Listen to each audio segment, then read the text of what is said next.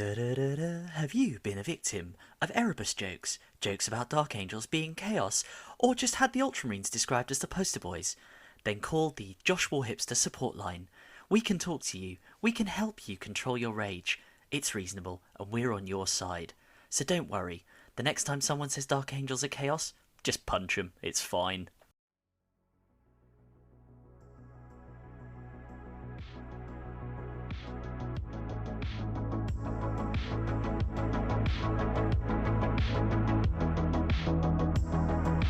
Miniature soldiers, big opinions. This is the Conclave Podcast.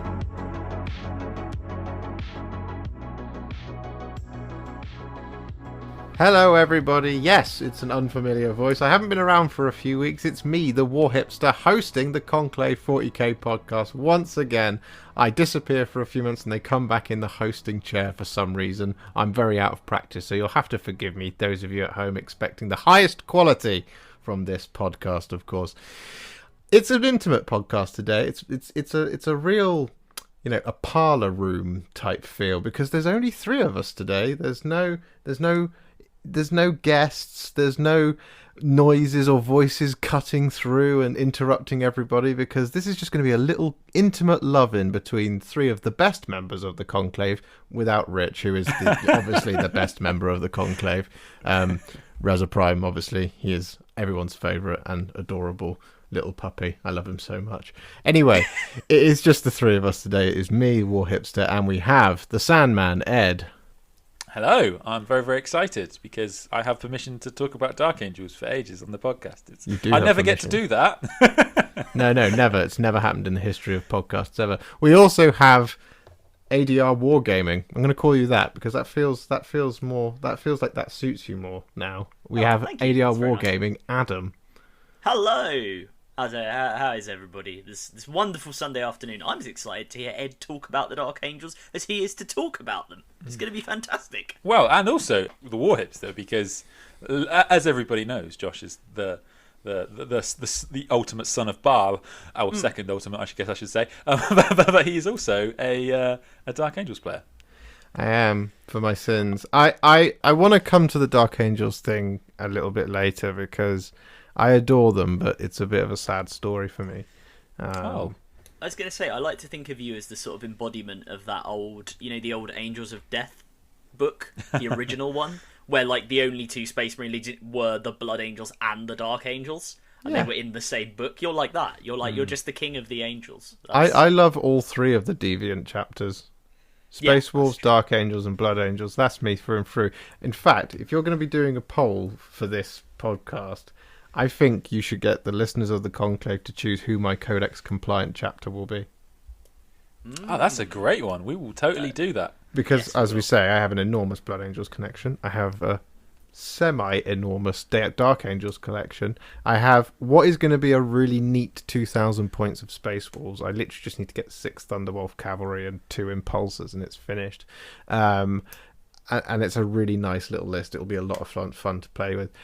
I do have a really, really quite large pre-Maris or firstborn Ultramarines army, but they are not in good shape and they need to be fully stripped and this, that, and the other. And actually, I want to do a Codex compliant chapter, so that'll be one of the 6 that isn't Blood Angels, Dark Angels, Space Wolves. So.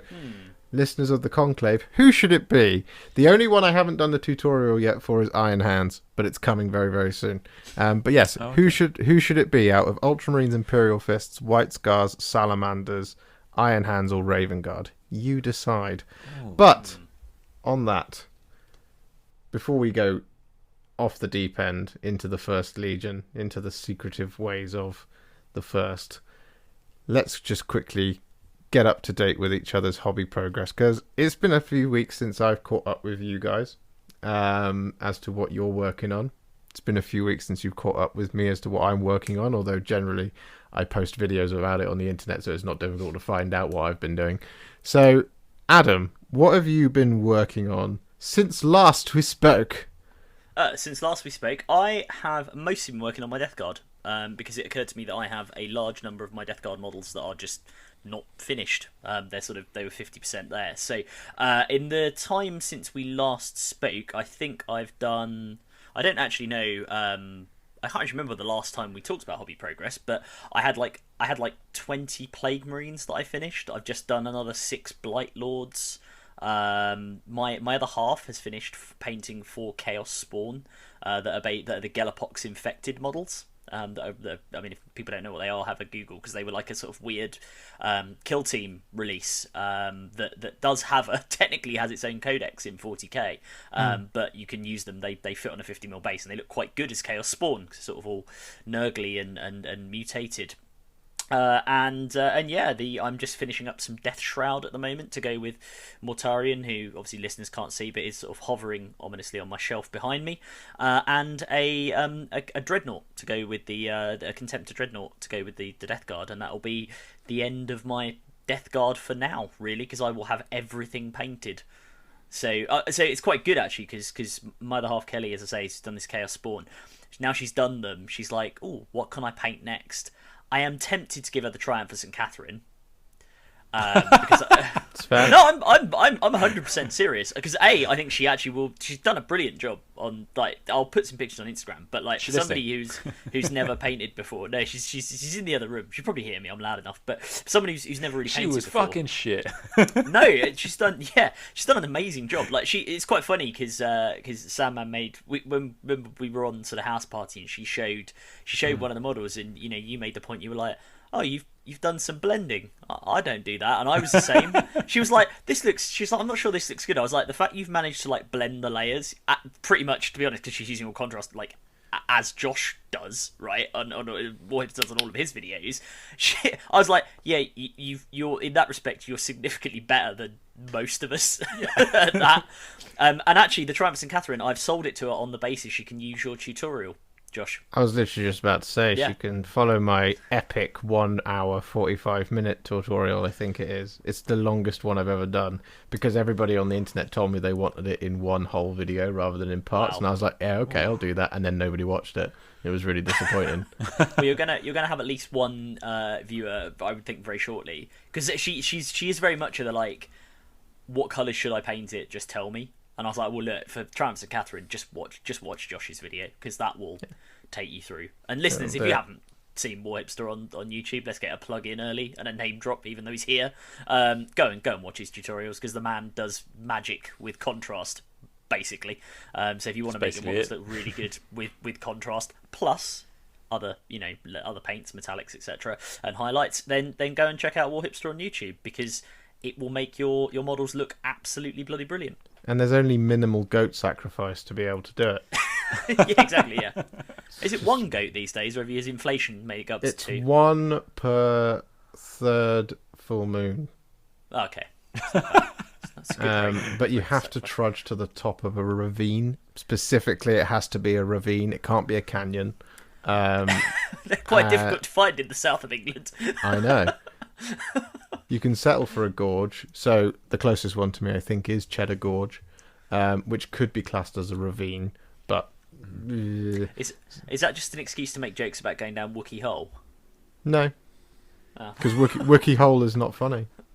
Oh, come on. Wookiee Hole's very funny. Whenever I drive down to the West Country, and we drive past Wookiee Hole... Sorry, this is one of our tangents now. People who don't know, there is a place in the West Country of England, in the southwest, Cheddar Gorge. It's where the cheese originally comes from, because it was aged in the caves in Cheddar Gorge, made in the village of Cheddar. But there is a thing there. It's like a big cave, and it is genuinely called Wookiee Hole. And it like is the big a furry things out of fantastic Star Wars. family day out. It's also quite funny to drive past it and go, "Oh yes, let's." Have you ever been? Yeah, we did. We went to Wookiee Hole. Like when we went down there about 5-6 years ago. It's a great day out. Yeah, there you go. It's fantastic. Go to Wookiee Hole. Cheddar Gorge is great as well. Honestly, you well, not you lot specifically. Quipston tells me that I live in Mordor, even though I clearly live in the Shire, and you live in the east of Middle Earth, which is Mordor. Also, if you've seen, I mean, and I say this as someone who does like football, most football supporters in London are quite orc-like, so, including myself, so... Exactly. Ed. Anyway. I don't even know what to say now. What national attractions do you have where you grew up? Because you grew up in a rural area as well. I'm from Shakespeare country, so that's why I do words so good.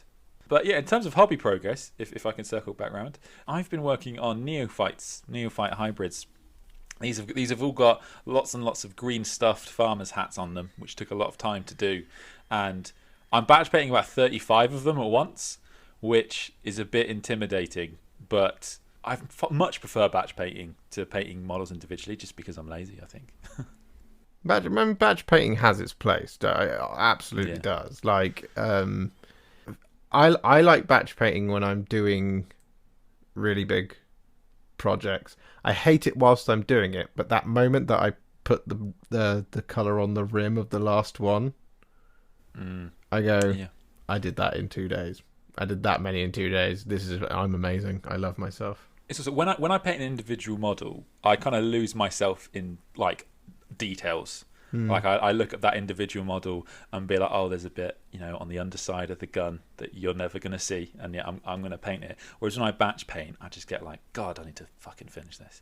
And so like I would just like, get 20 out, and then eventually like a year later I'd notice like, wow, I just never painted the Aquila on that guy. You can't see the Aquila, so it's fine. But like it's it makes it much quicker. Do you know what the trick is?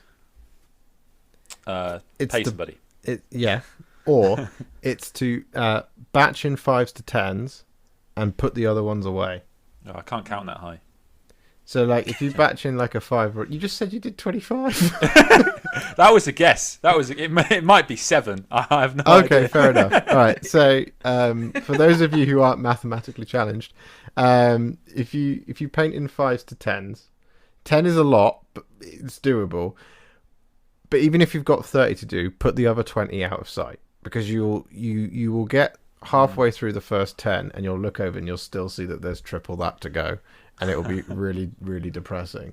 One of the things I was always told was basically whatever you build, put it away apart from the thing that you're working on, because then it doesn't feel like you've got such a massive cupboard of shame.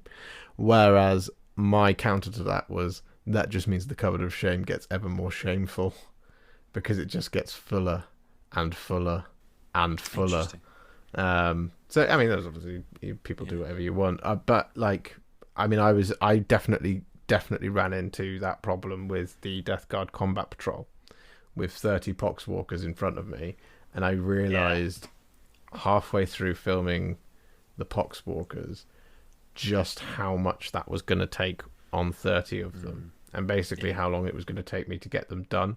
It's a lot of fun to do them, particularly with the tutorial that I've put out. If you go and look at it on YouTube, it's a lot of it's I'm very pleased with it, because the instinct with something like Poxwalkers is to do them as quickly as you possibly can. But I've said it in many of my videos before, your army is only as good as its minions. So like, I think the Adeptus Sororitas armies, if you rush job the cherubs, that's the thing people look at. Yeah. Weirdly, they don't look at the Triumph of Saint Catherine. They look at the cherubs next to it. And if it just looks like if you've done a beautiful job on everything, but the cherubs look like dog water, people are going to look at the cherubs. My army is all minions, so it's a lot of pressure. But like, so in those armies, like for example, in a Dark Angels army, it's the Watchers in the Dark. If you put a Deathwing army out and you've got beautiful bone-coloured armour, but you've got this lump of shit that is supposed to be a Watcher in the Dark, people are going to look at that Watcher in the Dark and go, "You just gave up on life, didn't you?" And it's fair enough if you did, but that is what it's going to come across as. I was going to say the Death Guard are a really good culprit for that as well, because they have like loads of little maggots. That's my example with Death Guard, is the maggots.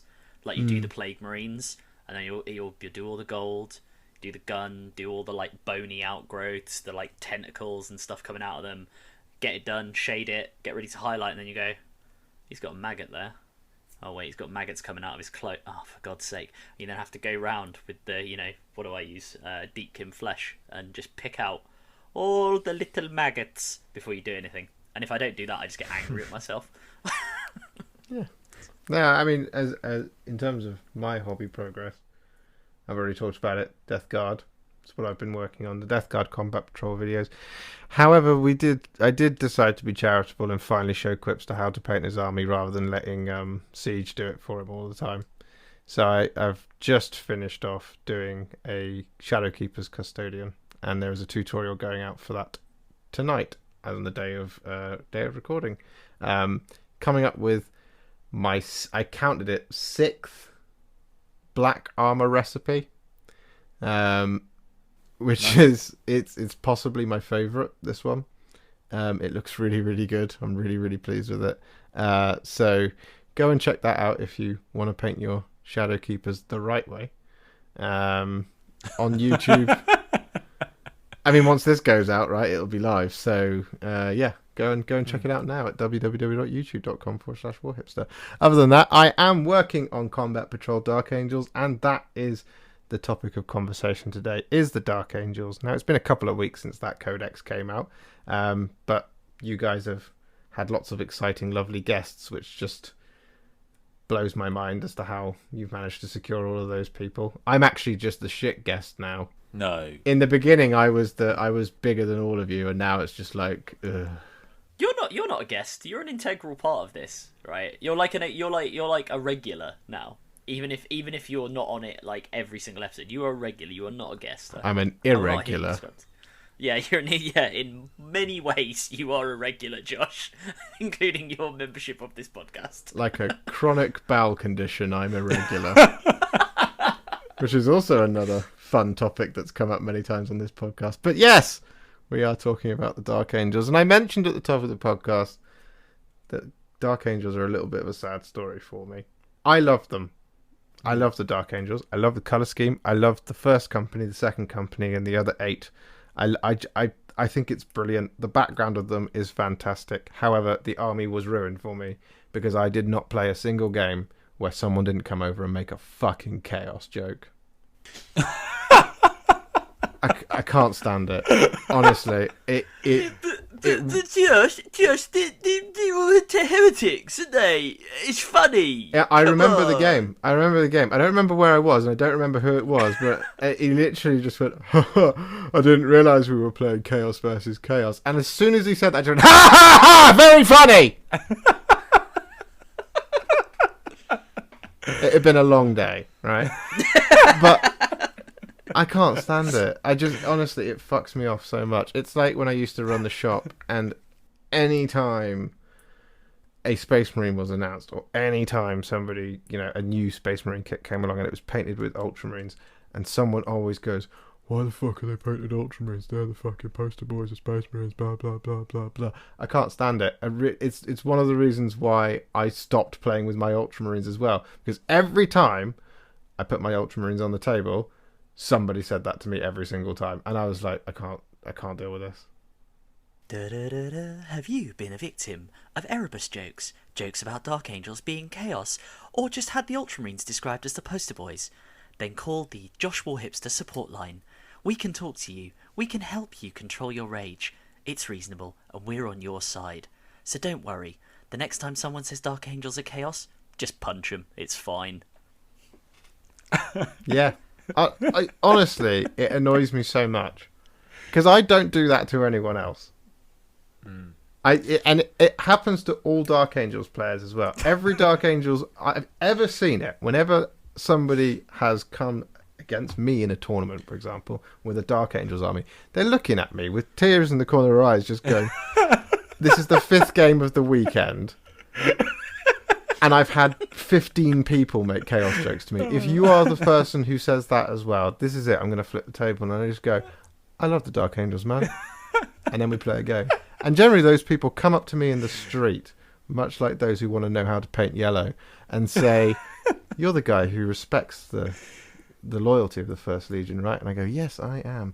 No, I honestly, it is the single most annoying thing, because it is such a tarring the entire thing with a brush that it's not even that funny anymore. I think this is, my own social inadequacy sometimes, but I don't know how to respond to that, because it's like, I've just heard the joke so many times, so I have to force a response. Like the first time, it's like any time the first time you hear a joke, you have to give a natural response. But honestly, like the 100th time you hear a response, you just force it. Hey, ha ha, and it just never sounds natural. So then I look like I'm being a dick, and so whenever people say it, I'm just like, yeah, you got me. It's also the weirdest criticism to me, because it's like saying, "Oh, half the Dark Angels turn to chaos," and it's like it's a weird thing to try and make fun of me for, because I'm like, yes, that's one of the things I love about the Dark Angels the most, the fact that they have this history.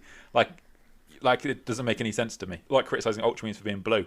I also play Tau, so I get memed at all the time. So maybe I've got resilience. So imagine you put your Tau down, your Tau army down, and someone comes over and goes, ha, ha, ha, ethereals. Well, I tell you what was funny actually, because when I first started with Alfred Farias, who we've had on the podcast before, I only played Tau. And he played Black Legion, and then we played a couple of times. And I think on the third game we played, he called me a weeb. And I'll be honest, I'd never heard the term weeb before, and I didn't get the joke because I was brand new to the hobby. So I was like, "What the fuck is that?" And I googled it later on, and I was like, "Wait, why am I a weeb?" And then he was like, "Because you play Tau." And I just did, because I had never heard this joke before. Yeah, it's one of those things that just sticks in my craw, and like. If I was to take Dark Angels to one game at somebody's house, I'll put up with one joke. I will not take Dark Angels to a tournament. Period. Ever. Because I don't want to sit and just have that for the entire. Because they don't say anything else. They just walk off. That's it. They just come over and look over your toy table and just go chaos. And walk off. I'll get my notebook out. No chaos jokes. Yeah, Adam, thin ice, my friend. Thin ice. I've seen your notes. It literally goes Deathwing, chaos. Ravenwing, chaos. Greenwing, chaos. Rules, chaos. It's such a dumb. It's such a like to your point, Ed. It is such a dumb like joke that a lot of people make, because it's like, and maybe this is how you respond there when you say you don't know how to respond. Like it's like, yeah. That's sort of like that's the defining thing about them. Like that's the point, right? But part of the shtick that makes them cool, and I say this as someone who's been reading, and I guess as part of my hobby progress, been reading listening to a lot of Horus Heresy audiobooks lately, including the Dark Angels ones, and I've also listened to the Lion book. And one of the things that makes them cool is that half of the chapter more or less went and fell to chaos, and the whole conflict around that and resolving that's what makes them cool. So someone going, "Oh, you're chaos," as like a joke, it's like, okay, yeah, sure, fine, that's what makes my chapter interesting, and they're not just green ultramarines. That's the point. It's like, yeah, it's just one of the things I like about them. I like that they are the kind of character I like, is what I always say. So I like characters in books and films and stuff that are like these twisted, malformed, evil things that have fallen through pride, but ultimately, are noble at heart.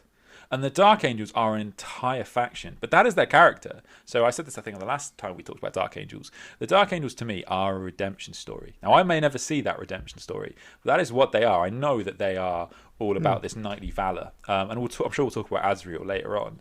Azrael really exemplifies this. They are about the goodness at the heart of the Dark Angels. In terms of heresy, all of the Space Marine chapters commit heresy at some point. Like, they just all do it. They've all killed human beings when they didn't need to do so. They've all worked with Xenos. They've all worked with traitor legions. They all do it all the time. It's just Dark Angels do it too. I remember having a long discussion against somebody who was playing Ultramarines who made a chaos joke on my Dark Angels, and I said, "Hey, it was your idea." And they went, "What do you mean?" "Well, Imperium Secundus is possibly the most heretical thing that's happened in the history of the Imperium, aside from the Horus Heresy. And that was all your dad's idea. So if anything, Ultramarines, chaos." And he went, "Yeah, but none of them did fall to chaos." I was like, actually... And then just rattled off a bunch of successor chapters that have fallen to chaos. And through Ultramarines. Yeah, the second most powerful Chaos Lords, isn't he an Ultramarine? Exactly. So like, Exactly. It's another thing on the what people tell. My favorite thing is when someone goes, Ultramarines are the fucking poster boys, blah blah blah blah blah, and you just basically pick another faction where all of the box art is of one faction, and usually it's like fucking Mars, the poster boys of Admech, and they look at you and go, it's not the same thing. It's like, it's exactly the same thing. I think you'll find exactly the same thing. And they're just like, no, it isn't. Because Ultramarines get forced down our throats. Why are you swallowing plastic miniatures, you weirdo? What's wrong with you? Anyway, we are talking about Dark Angels. Now we've got the pain out of the way. We've done the counselling session. Let's talk about how excited we are. Because they have a new book. Their new book is brilliant. Is the general consensus of all of those who are fans of the first, and their new book is brilliant, and that's a terrible thing, which is generally the consensus of people who aren't fans of the first. And so we're going to be going through both of these standpoints with Ed and Adam and myself as I read the book whilst we're doing this. Ed, why don't you tell us why this book is brilliant? How does this book make you feel as a Dark Angels player? Yeah, I mean, as a Dark Angels player, I absolutely love it. I was so impressed that they made Dark Angels as kind of flexible as they were. Ironically, it's the pure Deathwing thing, which everyone talks about the most, which is the only thing that is a bit inflexible by nature of being a very elite army. But everything else, you just have so much play. And I think, we talk about codex creep a lot, and well, actually not so much on this channel, I guess, but like people do. And one of the big fears is that if you have an early book, it's going to get overpowered by things that come later. But the Dark Angels have so many tools in that book that I'm pretty confident there's very little they can bring out outside of things that are silly powerful, that I'm going to be able to handle it. And that makes me so happy. The rules are so flavourful. It's such an interesting book for me. Adam, why should this book be banned? I don't know the fact I'm having to take the devil's advocate position. I don't think it should be banned. Why should it be banned? Right, fine. It should be banned. It should be banned because the Dark Angels get too many things. So one of the things people are all complaining about, and we'll get into it shortly, but is that the Dark Angels picked up or carried over a lot of very, very good, at least on paper, a lot of very, very good abilities, and they have sort of a chapter doctrine in broad terms that works in sort of all three phases for different bits of the army, and it gives them very powerful abilities. So as Ed says, the thing that everybody is getting exercised about is the permanent transhuman for free on Deathwing Terminators. Now, we will get into whether that is the best thing since sliced bread, or actually if there are if there are ways around it. Spoiler, there are. And the Ravenwing side of the army is very quick. It has a lot of it can get an invuln save, by advancing. It has an invuln save if it sort of moves anyway, which is a 5-up. So there's a lot of kind of arguments around the Dark Angels, and get too much. As you can probably tell, I don't put much faith in these arguments because I think they're a massive overreaction to a new codex. And actually, what I was going to say is the thing that I really find cool about this is the fact that they have allowed you to, as Ed sort of said, if you want to take a Terminator army, you can take a Terminator army. If you want to take an all-bike army, you can take an all-bike army. And the book is designed such that, that will come with advantages and disadvantages, but you can do it if you want. And it recognises the fact that the Dark Angels are in some ways 3 armies in an army. Why is that important? Well, it's something I've said before. That bodes well for other codexes down the line. Not only is it cool in the context of the Dark Angels, it gives me hope for things like Drakari. It gives me hope for other armies as well, where they may just redesign them altogether. The Tau. Why can't we have a proper whole Farsight army with a more kind of fleshed out rule set than it has at the moment, even though it does have a rule set that you could use. So things like that, right? I think it's a good indicator of where things are going, and it's nice to see GW leaning into the fluff around the Dark Angels and the first company and the second company, much in the way they did actually in even the Blood Angels Codex, which we talked about, with the whole mechanic for the floor and the whole mechanic for making Death Company captains and Death Company lieutenants. They're leaning into that and they're bringing it into the books, and I think that is the essence of a good book. And very clearly, this is a good book. There are so many options in here. Again, we'll talk about this, I think, down the line. But there are so many options that you can take, and different ways you can build your army. And that in sum is the sign of a good book. So yeah, should it be burned? Well, if you take the view that, you know, some of the powers they've got are a bit much, then yeah, sure, why not? Then let's burn the book. But in reality, I just think it's a very good, well-designed codex. Has flaws as everything does, but it's a well-designed codex. But people confuse good with too powerful all the time. So like, psychic powers are good.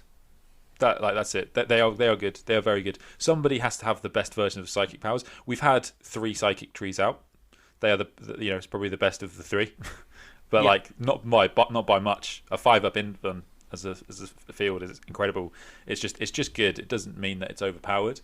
Maybe when all of them are out and they settle it, they'll be like, oh, maybe this is a little bit, this edge is a little bit more, so we'll reel it in. But that's the problem. Like the transhuman by its nature of being permanent transhuman, I don't like because of the fact that it's written into the rule that you cannot modify it in any way.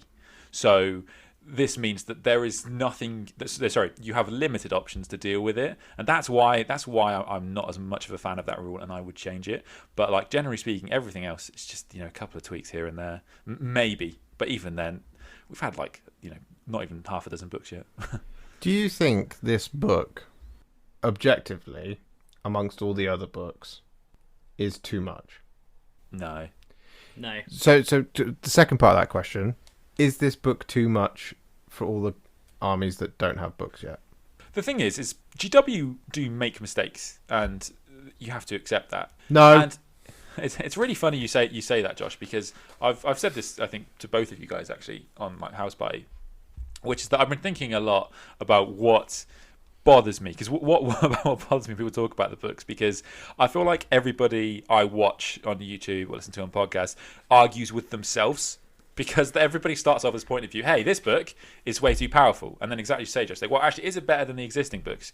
No, not really. Well, it's better than the old books. I was like, okay, so do you want the old books to get new rules straight away? No, because GW, you've got to spread out the book releases. Okay, right. So what do you want then? Well, really, I guess they should reduce the points of things. And that is it. Like, people argue with themselves to that point. That there is one thing you can ask GW to do in the meantime, which is that you should ask GW to reduce the points of factions that haven't got their books yet, because nobody expects GW to give Tau rules now. Everybody is expecting them to wait for their codex. So really, if you're going to just moan about things, moan about the correct thing, which is that, hey, GW, we get that you have got to spread out your book releases because you've got quarterly targets and boards to satisfy and blah blah blah, but please, in the meantime, can you just knock 5 points of these things? Because it would just massively close the gap. And that is really the key complaint I think people should have. Because just doing like as you say, Josh, just people getting upset because it's a good book when they go, oh, but then I guess the book's not out yet. It's like, well, why did you even bother complaining? It's you focus down your argument. That's what you got to do. So this is the same thing as I've talked about before, is that whenever something new comes out, it doesn't invalidate everything else that's come before. Yeah. It just doesn't. Like that's not how books work. I think a lot of the time people do treat this book as having invalidated Codex Space Marines, Codex Blood Angels, Codex Space Wolves, Codex Deathwatch, and Codex Necrons. That it just invalidates them, and it invalidates everybody else, because nothing is as powerful as this book. Now, admittedly, I haven't read it all in depth, but I know that it's a very, very good book.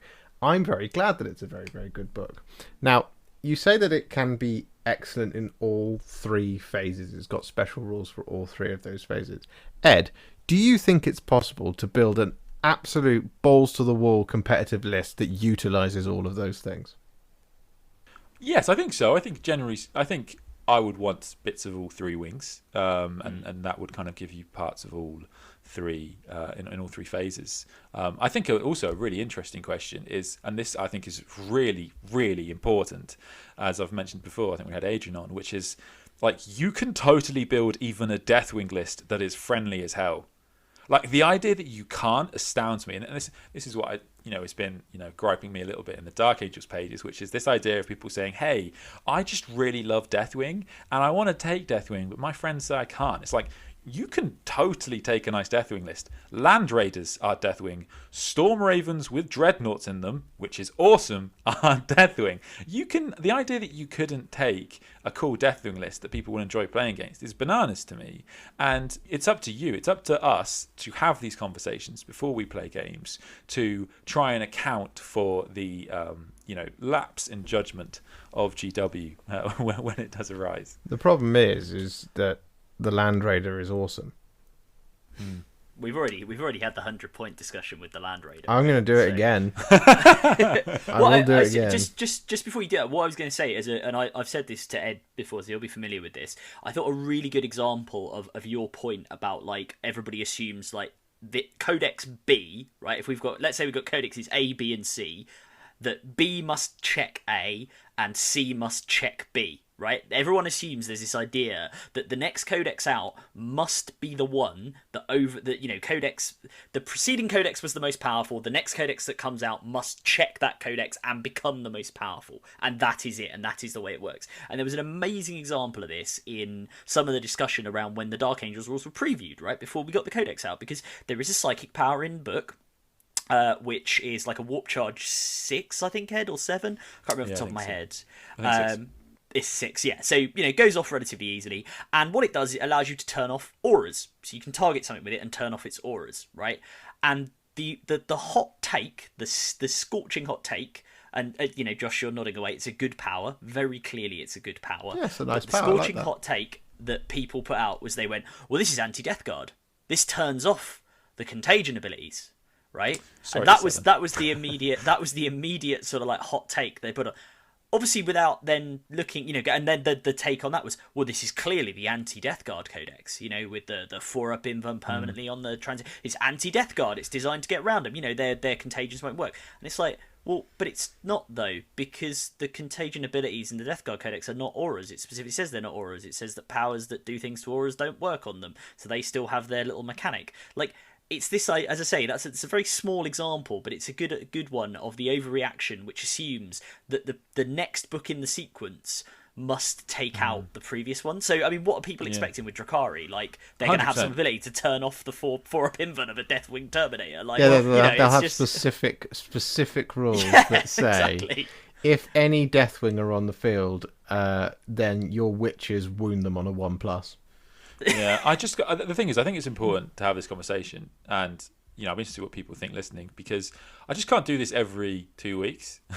I just for example, Drukhari. I'm just going to put it out there. Drukhari are going to have some things that are batshit nuts because they're Drukhari. Of course they will. They had like same with when they had Vect when it came out. Changed the game. They are going to have crazy stuff.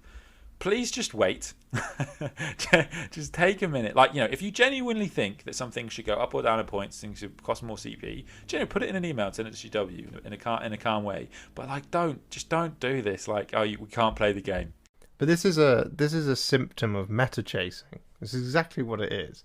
If you buy the new book when it comes out because it's filth and bum plunder, right? And you buy a 2,000-point army that is the specific 2,000-point net list that is just going to crush everyone before you, right?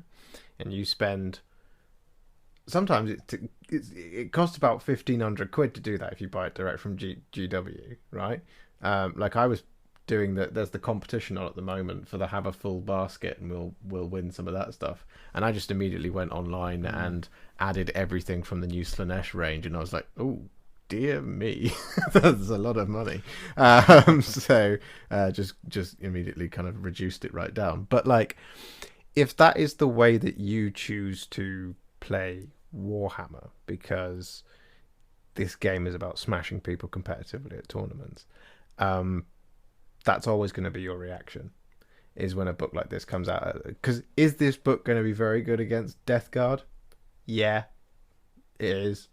Is this book going to be really, really good against Tau when that book comes out? We don't know. It might be. It might be terrible. Tau might get some horrifyingly good Overwatch stuff to replace the sort of meh Overwatch rules that are now. They might get some truly disgusting Overwatch rules. Why are you going to want to run into that with Deathwing? Sure, it might be only winning on a 4+, but what if it's like when you shoot Overwatch with a unit of Fire Warriors, you triple their shots? What if that's the thing? It's always tough for me because I find myself in a hard position because, like, as I say, and I've said it a bunch of times on the podcast, where it's like, people should email GW if they've got points to say. And I like I've said already, I don't think GW nail every single book. And the game is played more, even with lockdown, the game is played more in the first week than all of the playtesting put together, just because there's just so many people in the world.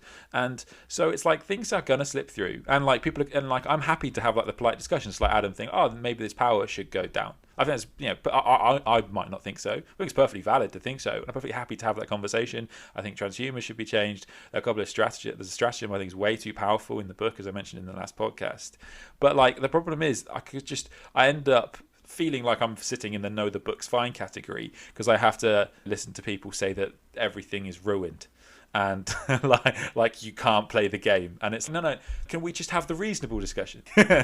So this is where we circle back to that question I asked you: is how does this book make you feel? Because this book feels more Dark Angels than any book I've ever read before. Do you want to understand? The book makes me sad in one big way, because, and in fact, something we haven't discussed on this podcast yet. I think. Oh, ambulance just passed me. Everyone probably just heard that.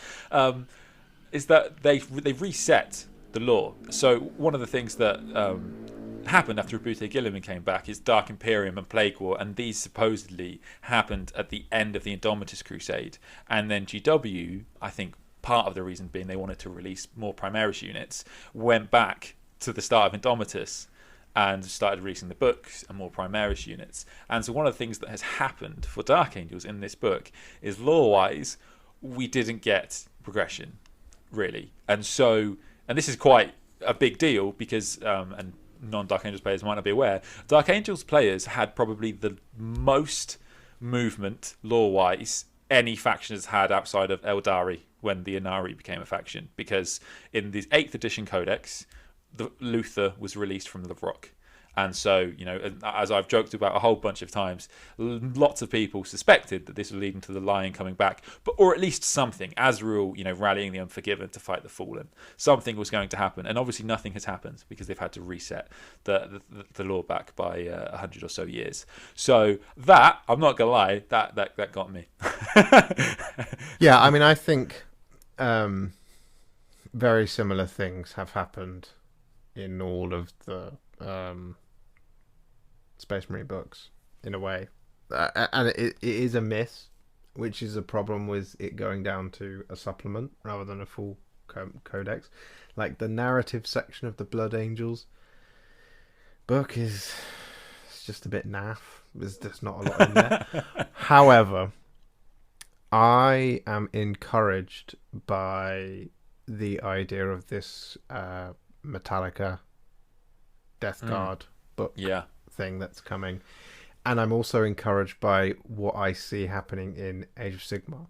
Now, in Age of Sigmar, we've had the Broken Realms books come out. We've had Marathi book, and we're getting the Teclis book soon, if not already out. No, it's not already out because there's a whole slew of Lumineth stuff coming. The Marathi book moved things quite significantly. It moved things a lot.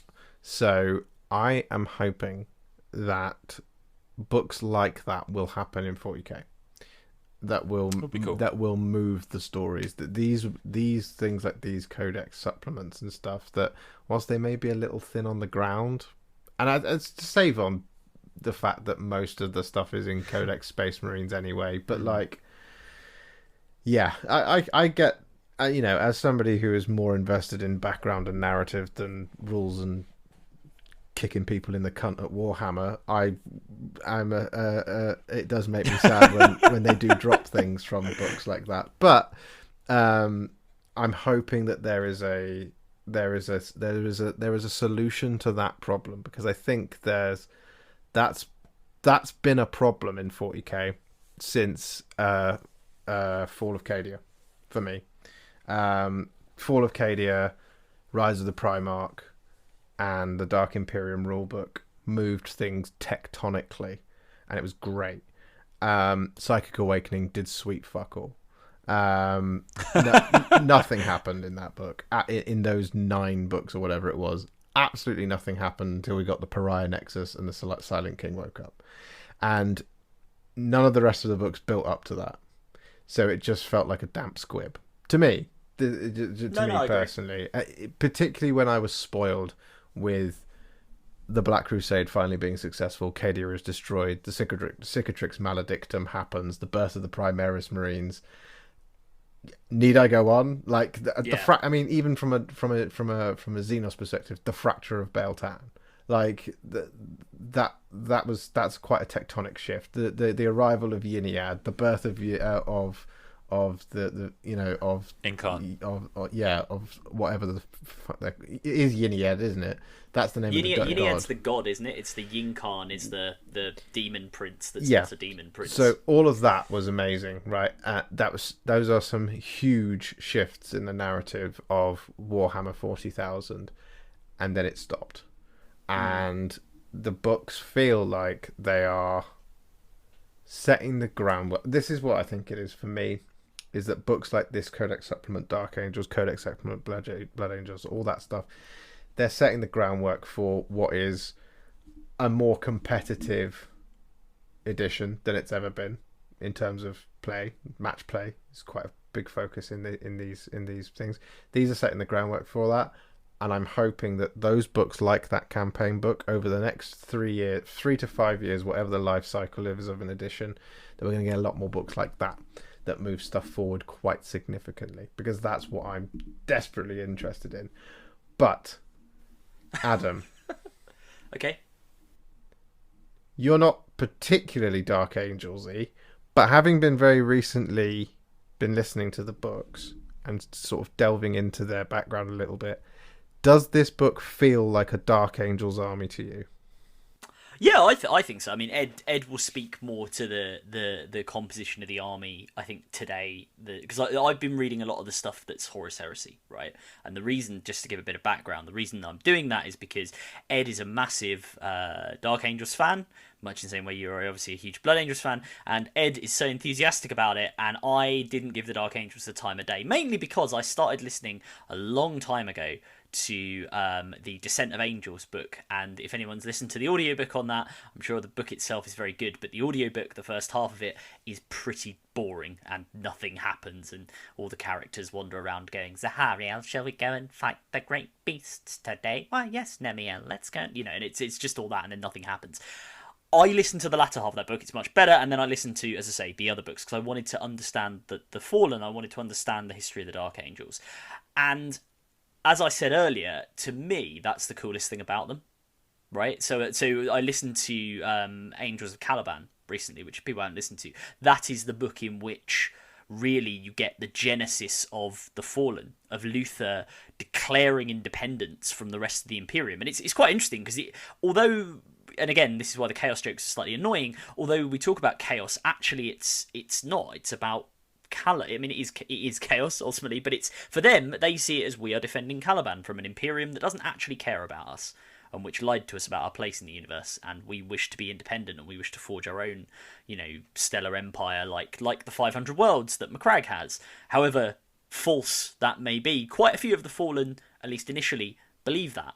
And it is quite cool. It is quite cool seeing that, and seeing how, the Lion who's off with the Imperium Secundus and off stuck in the nightmare of the Horus Heresy expects to basically come home to loyal Caliban, and is confronted ultimately, although I haven't, this bit, that doesn't happen in Angels of Caliban, but he's going to be confronted by this world that's just turned on him, and his own dad, basically, his own adopted dad / brother has turned on him.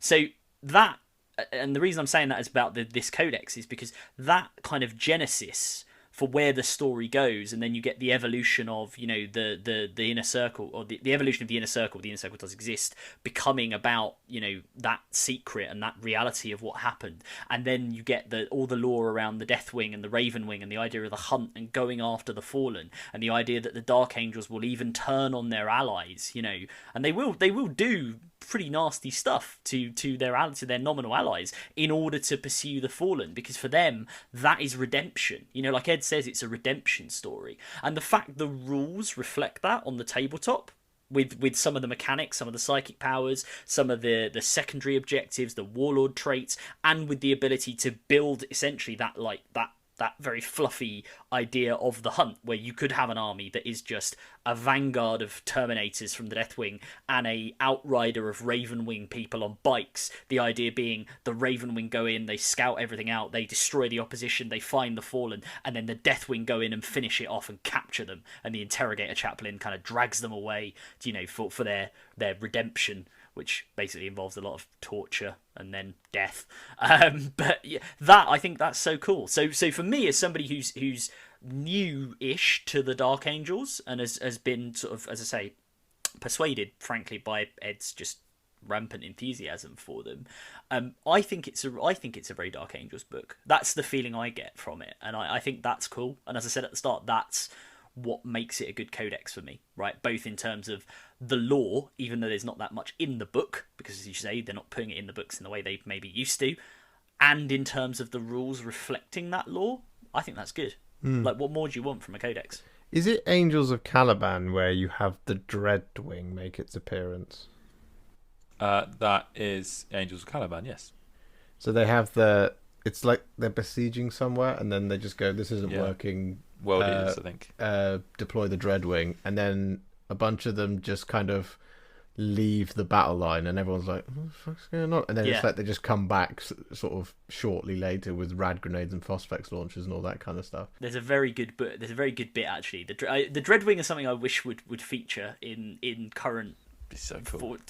because there's a fantastic Destroyer bit, companies. Slight spoiler. Yeah, for one of them, where I don't think it's in Angels of Caliban. I think it's in Fallen Age. I think it's in the book before. No, this is in the Lion. This is actually in the Lion book.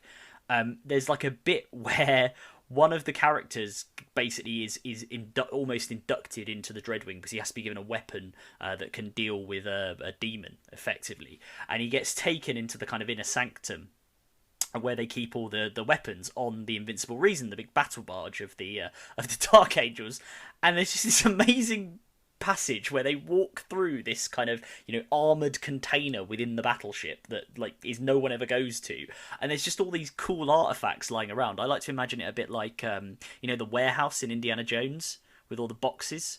Kind of like that, but with all these kind of like wet. Yeah, and it is like that. And there's a bit where they go past this kind of sarcophagus that's covered in chains. It kind of looks like a dreadnought sarcophagus covered in chains, and the character goes like, well, what's that? And the guy who's leading him through just goes, I don't know.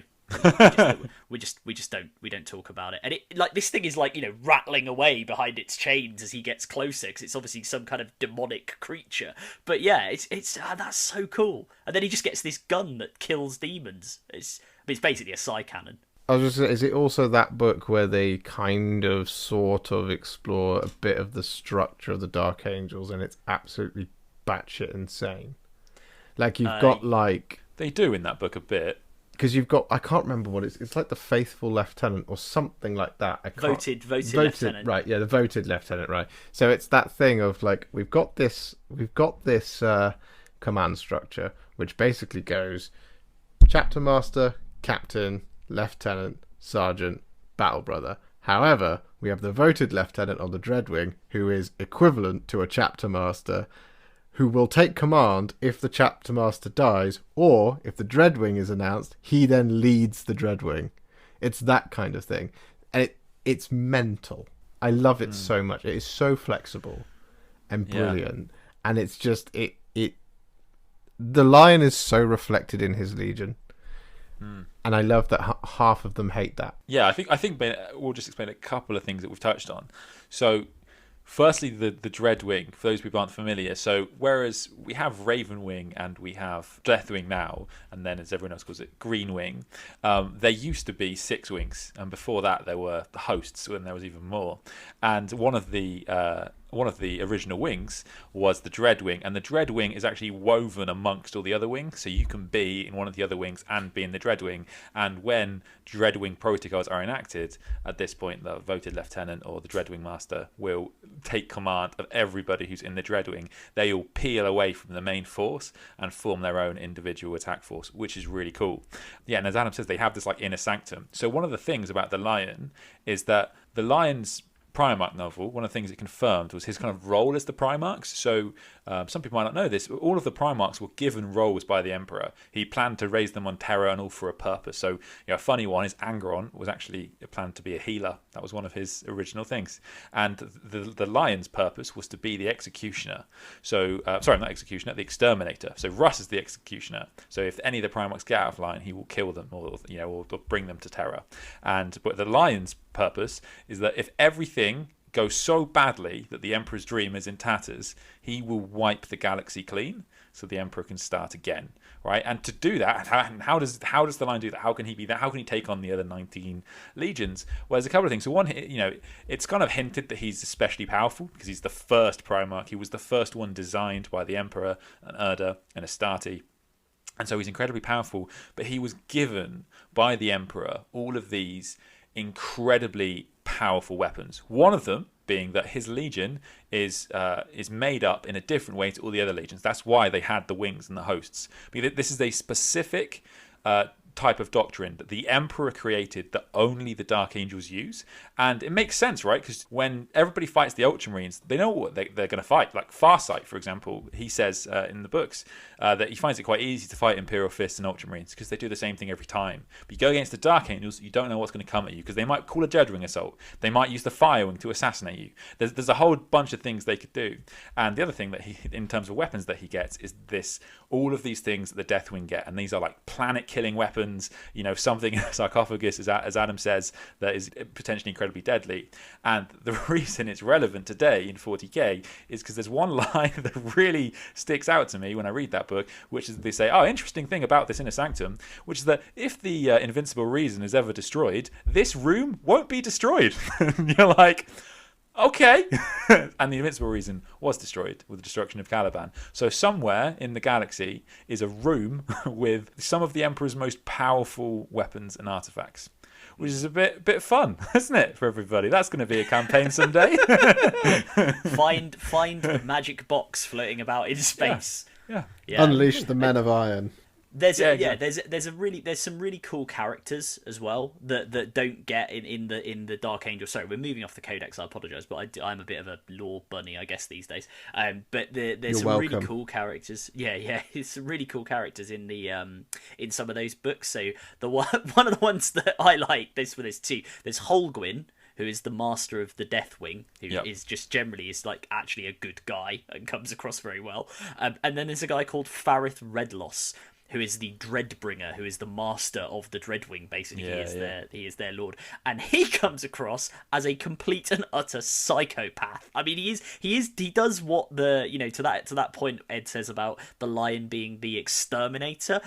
If any of his sons are representative of that, Redloss is probably the one that I think comes across the most as that, because this is a guy who, without doing too many spoilers for Angels of Caliban, they are hunting something or someone on Macragge, and their solution to it is, well, we need to basically blow up an entire mountain range. And Gilliman has said, not unreasonably, because this is his planet, please don't bombard it from orbit and turn it into an irradiated wasteland. You're not allowed to do that. And Sanguinius, who is the Imperator Regis, effectively the stand-in emperor, he says, don't orbital bombard, go in there and clear out this kind of insurrectionist region with your troops. And Farith Redloss basically goes, all right then, well, bit of creative rules lawyering. What I'm going to do is I'm going to fill a load of drop pods with like phosphex and nuclear weapons and all the worst stuff not the worst stuff, but like some of the worst stuff the Dreadwing can do in a fairly conventional Dreadwing assault. And boarding torpedoes, we're going to use some of those piloted by like our battle brothers who are too injured and would normally be put into like dreadnoughts but would rather just die one last time in the Emperor's service, and we're just going to use them like missiles, and proceeds to just level a mountain range with like radioactive phosphex nightmare weapons, and takes great joy in doing so. And there were bits of that where, and I know we're not allowed to make Dark Angels chaos jokes, but there was bits of that where I was really getting. I was going, Redloss, you're a bit on the edge here, mate. This is a bit too much enjoyment of just pure destruction for an Imperial character. But anyway, he is quite cool though, and you should read the books. I mean, it's typical Destroyer Company or Destroyer chapter behavior. It's like have you read the Gilliman Primarch novel? No, he has the his little gang of what they called, the bomb dudes. Yeah, Yeah. so they're destroyers effectively, and what they do is they use rad and phosphex and radiated weapons, and their idea behind them is that it's basically a scorched earth policy, which Gilliman up until that point in the Crusade has basically refused to use them, and that book is about him coming to terms with the fact that he can't always do things his way, and he needs to be even more flexibly tactical than he already is. There's the Blood Angels have the Angels Tears models. If you've seen them from Forge World, that's basically the equivalent of the Dreadwing, but not anywhere near on the same level as the Dreadwing. It's sad that formation doesn't exist in 40k anymore. That it's not just people with Volkite, Phosphex, and rad grenades, because it's absolutely insane, and it's Legion War on a scale that is horrifying, even when Legion War is the most horrifying, allegedly. So, Dark Angels fans then. Ed, I've got written down here Azrael. I can't remember why I wrote that. Oh yes, because you wanted to talk about Azrael and how much of an absolute weapon he is. I just want to talk about Azrael, partly because we kind of discussed Dark Angels before, me and Adam, and partly because I bring up the Dark Angels all the time. No, you don't. I've never heard you talk about Dark Angels in your ever before. Thank you. I do keep it to myself. But yes, the thing about Azrael is I think he's probably one of the lesser known of the chapter masters. Not that that's a particularly low point to be, but compared to Dante and Marnius Calgar, I think he's not known as well. And I think people don't understand his significance. So I think you have to, when you think of Azrael, you do have to kind of put Rabute Gilliman aside. So the thing is about 40k is that 40k is a setting.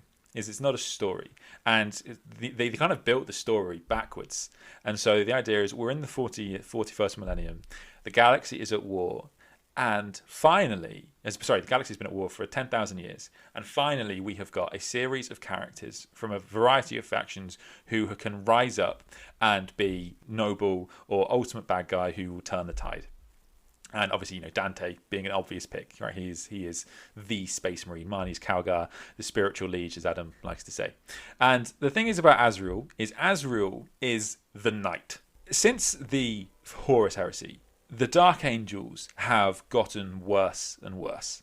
So every single chapter master that has been since the Horus Heresy has fallen further and further from the ideals of the Dark Angels and the ideals of what the Lion was.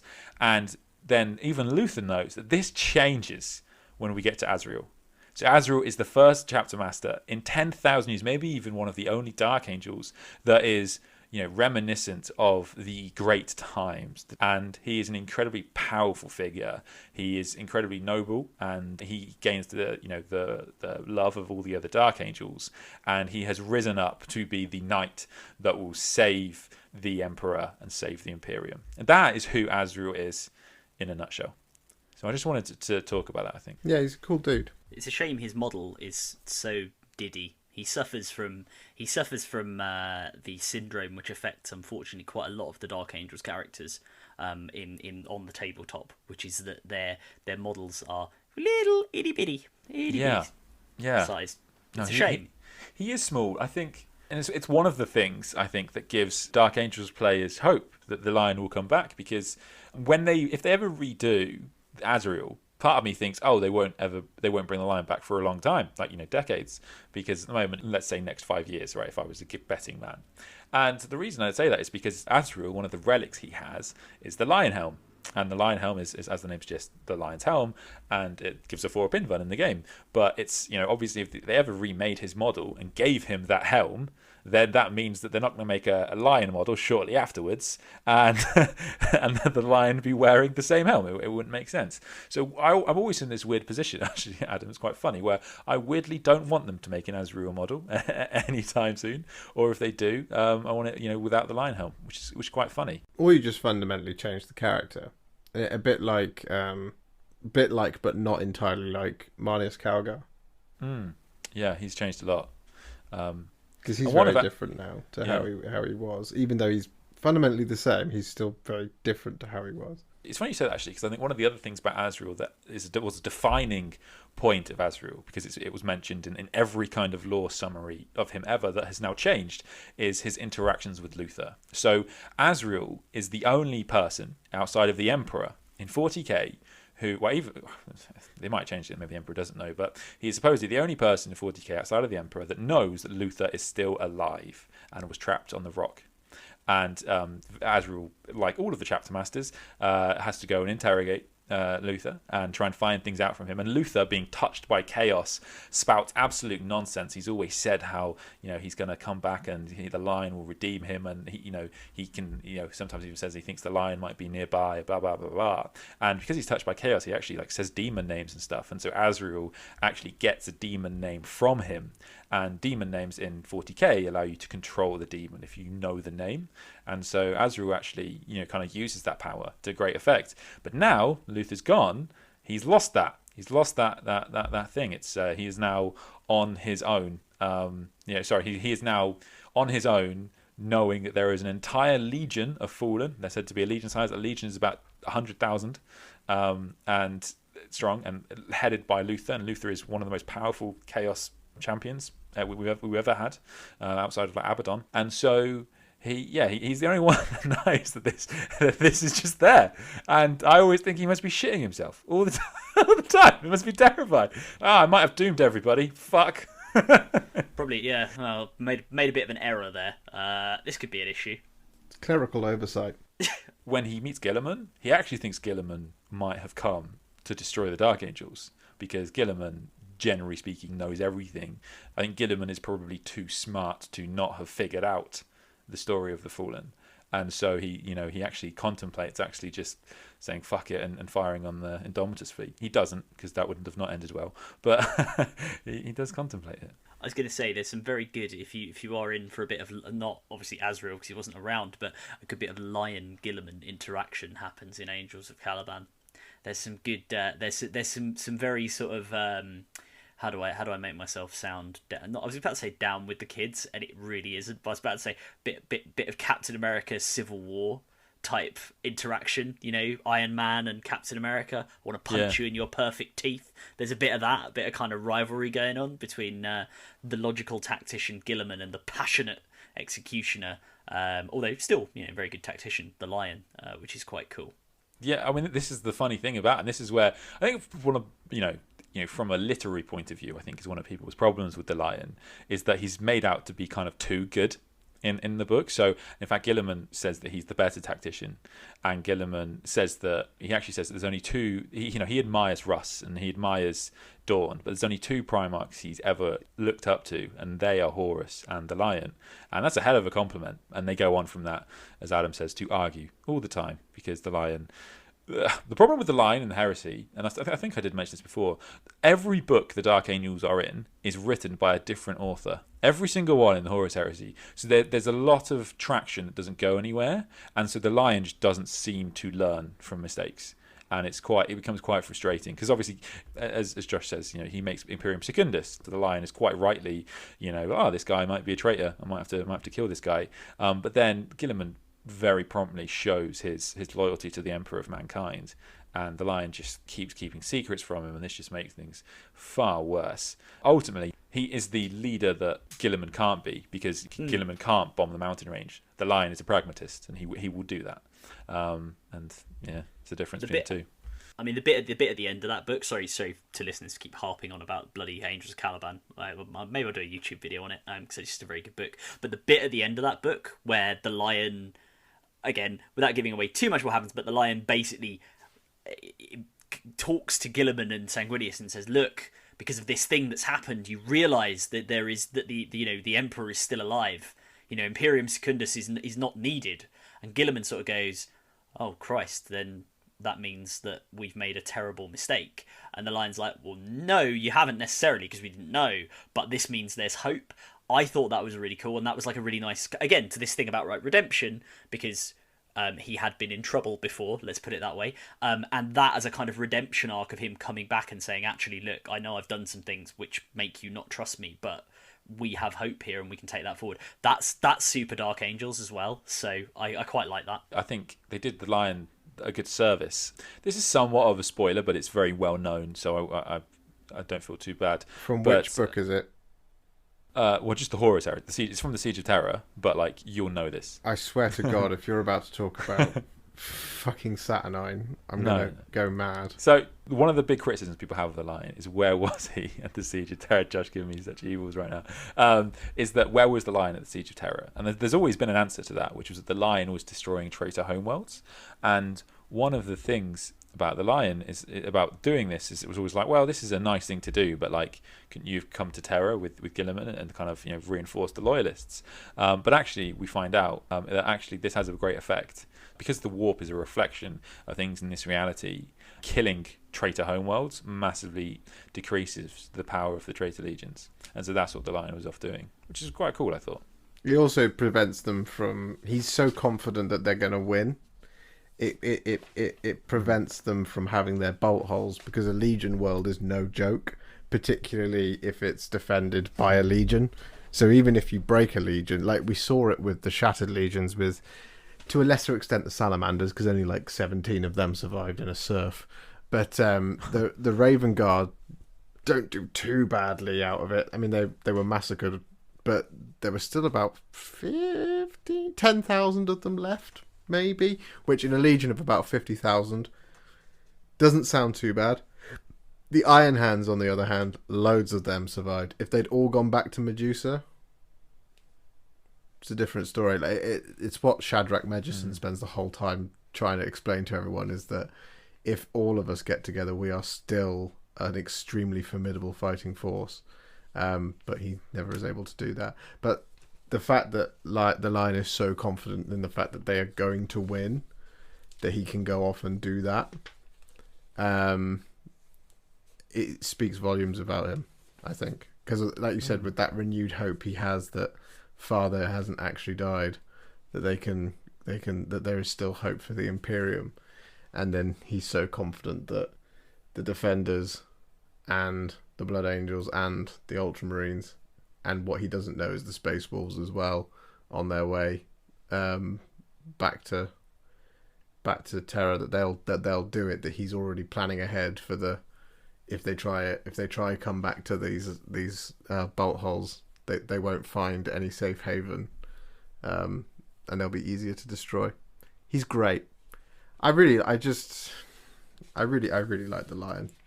I think he's an absolute arsehole, but he's brilliant, because he's, as you say, he's a pragmatist. He's a pragmatist to the point of being unlikable, but he has to be. He was also raised in a forest, right? Like he is, he puts on this facade of being this noble warrior, but he was raised surrounded by beasts that wanted to kill him. So as a reader, you need a character to have a flaw, and his inability to work with other Primarchs is the flaw from a literary point of view, I guess. So yeah, it kind of works for him, I think. Yes.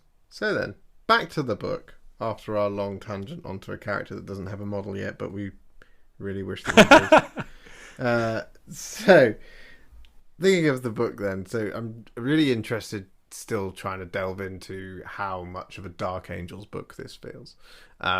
Because I think it's a question that is always up for debate, is how strong a book should be and how much it should reflect the narrative background of that army. Now, I feel like this book very closely matches the narrative of the Dark Angels. Same as I think that the Blood Angels book very closely matches the narrative of the Blood Angels. It's very, very, very good. As far as a Space Marine book will ever be able to reflect the narrative of Space Marines. Because if Space Marines on the tabletop actually acted like Space Marines do in the book, you could put down a tactical squad and you'll win most 2,000 point engagements. However, one thing we've not talked about is the Crusade. Now, what we've noticed, obviously, with the books is that the Crusade will generally absorb any of the quite fluffy but over-the-top stuff from 8th edition. So the only example I can think of off the top of my head is that the Blood Angels Codex absorbed the ability to make any character Death Company, but it also absorbed the Angel's Wing as a relic, which was an auto take for everybody. It's a very fluffy relic. It's very, very cool. It absolutely speaks to what a Blood Angels captain or character with a jump pack who is so superlative at his craft and so, just a perfect warrior when it comes to aerial combat would take. It's a very fluffy relic, but it's extremely powerful. So, what I want to ask, and I will open this up to both of you. I don't care who offers an answer first, although Adam's primed and ready. This book's Crusade rules, yay or nay? How do we feel about them? I mean, Ed, I actually think you should go first on yay or nay as a Dark Angels player. So what's your take? Because I can have it objectively, or more objectively, I would say. Yeah, I think it's a tough one. Can I go nay? Because it is fluffy. So there's these cool things that you can do. So, for example, the one that I really like is that your opponent can add a member of the Fallen to their army, which is quite cool. And so, and it's quite funny. It's like a captain without any rights of war ability, just a simple librarian that can only know smite, or, and this is true, one cipher, and they can just add that to the army and make it quite an interesting little play there, which is quite fun. The problem is, and this is the thing, the thing Dark Angels players always get is that, like, weirdly, we don't want everything constantly focused around the Fallen, and it is very Fallen focused. And that's because, to me, the Dark Angels are more than that. They're a big part of them, and I really enjoy that part. But I'd like my Crusades to be about other stuff also. So on the Fallen, now the thing I think with the Fallen thing is that if we had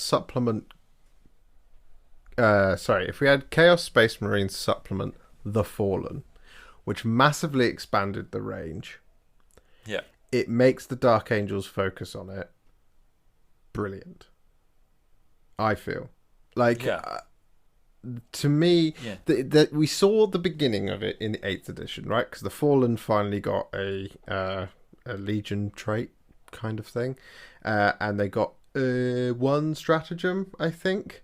There was a couple of things you could do in 8th edition that was specifically the Fallen, which was really cool. I would like to see a huge Fallen release that is a blend of Horus Heresy style miniatures with a little bit of chaos here, a little bit of Imperium there, and just a sprinkling of darkness over all of it. And I think if that existed, it would be brilliant. But I think because it doesn't exist, the massive focus on the Fallen means you'll barely ever use it. You're right. They do account for it a bit in that they like this thing of you give your opponent a member of the Fallen, which is quite fun. But I do think you're right. Where I especially agree with you, Josh, is because now more than ever, it makes sense to have Fallen armies. There was kind of an argument before to not have Fallen armies because it didn't fit the narrative of they were scattered throughout time and space. But now that they're gathered, I think you totally should be able to do it. And you know what? It just seems like an easy thing for GW to do, because I would be perfectly happy, and I'm sure most people would do, for them just to say, you take the Dark Angels Horus Heresy Force, and you just give them 40k rules. And just be like, these are just Fallen. Because do you know what I mean? At that point, they just write a set of rules, and they sell a bunch of models. And, everyone says that, they're a toy-selling army, and that's true. But the thing is, they can sell models by writing rules. So they just write one set of rules now, and they go like, oh yeah, this is the book. Maybe release a Luther model in addition. I'd probably say that if they want to go that way. And then, they can just sell all these Forge World stuff. You've got the cool squads with just the plasma. You obviously wouldn't have the specific Deathwing bodyguards of the Lion, things like that. But you could totally just do it. I really think they should do that. I think it would be really just easy and just easy money for them. So that's the companion book I think is missing, and it's the same I think for a lot of the Legion rivalries. So it would not surprise me is if we get Codex Supplement 9th edition Ultramarines, and that a lot of their stuff will be fairly balanced, but there'll be some specific word barriers for Calth stuff. But we don't have a companion book that's opposite that to make it worth using. Thinking about it though, there's one thing that is super interesting. I think that is an argument as to why they couldn't do a Fallen book, because there's one critical lore point with the Fallen, which is cipher. Now, one of the things about Cypher, as everybody knows, is he fits this narrative of is he on the side of the Imperium or on the side of Chaos? Sometimes he does things that support the Imperium, and sometimes he does things that support Chaos, and sometimes he supports Chaos, but ultimately helping them actually damns them in the end. This character is really interesting, and there's been all but confirmation of who Cypher is at this point. And there's this essentially there's this idea that people think that Cypher is loyal to the Emperor or loyal to the Lion, and ultimately is trying to either bring the Lion back, or he's trying to do something to heal the Emperor, 100 different things. And what this means, therefore, is that you probably couldn't have Cypher, modern 40k Cypher, in that book. And if you don't put him in that book, that confirms his allegiance. So that's an interesting one for me, because that book would kind of do that. It would confirm that maybe Cypher's just a bad guy. For those who don't aware, Cypher in 30k is a bad guy. Like, he's a really bad guy, and 40k he's like this whimsical character.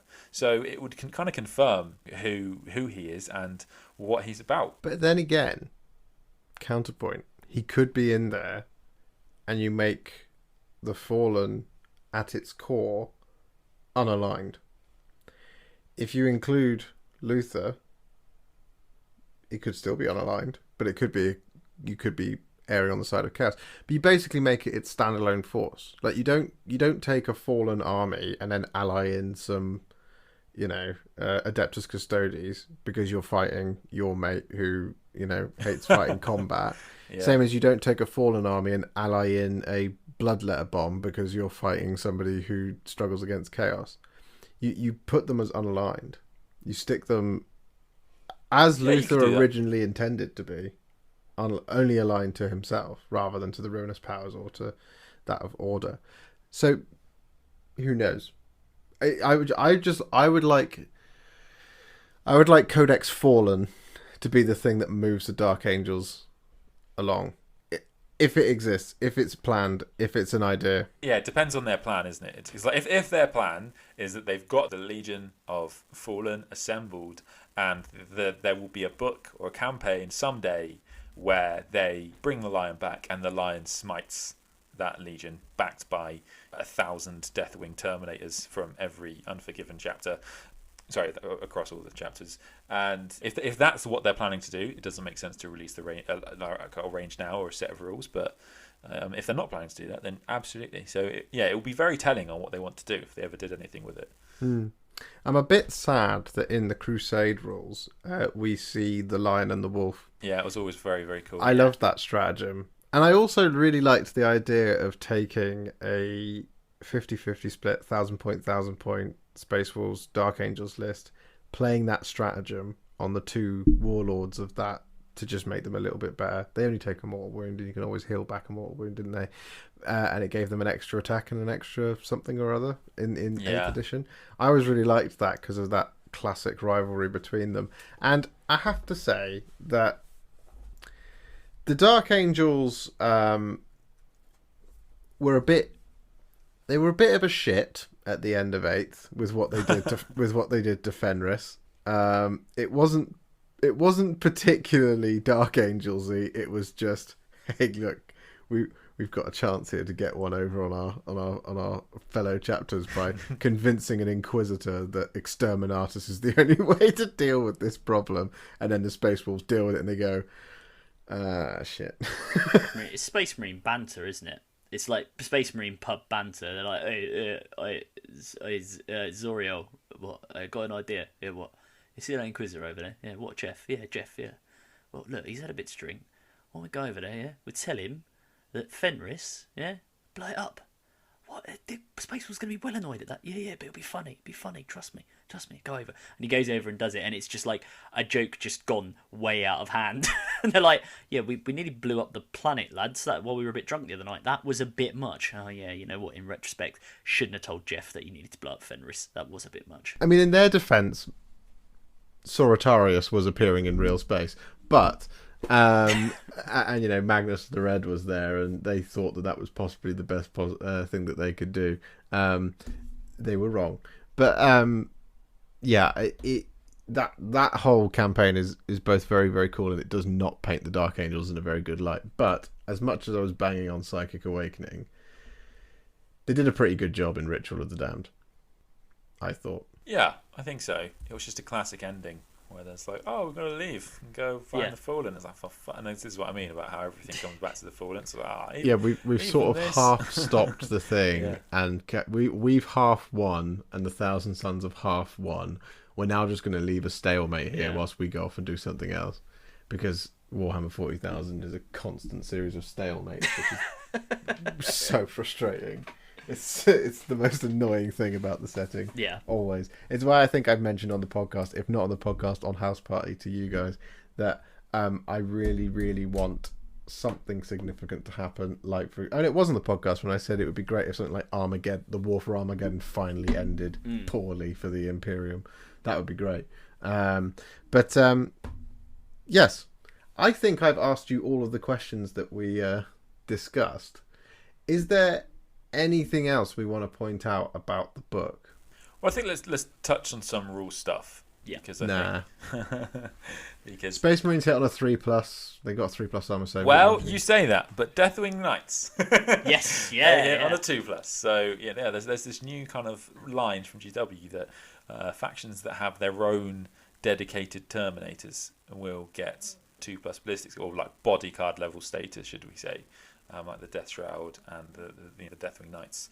So which is pretty tasty. So I mean, Adam, as someone that doesn't play Dark Angels, what scares you?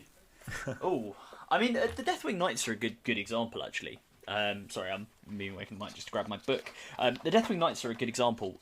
Scary in that, like, on their own, on a data sheet. I mean, this goes back to this point about, like, you can build a fluffier Deathwing list, right? Because the Deathwing Knights are very powerful, but you can play around them. But as a data sheet on their own, they're very good. They hit on a 2+. They have what are ostensibly Thunderhammers that don't take a penalty to hit.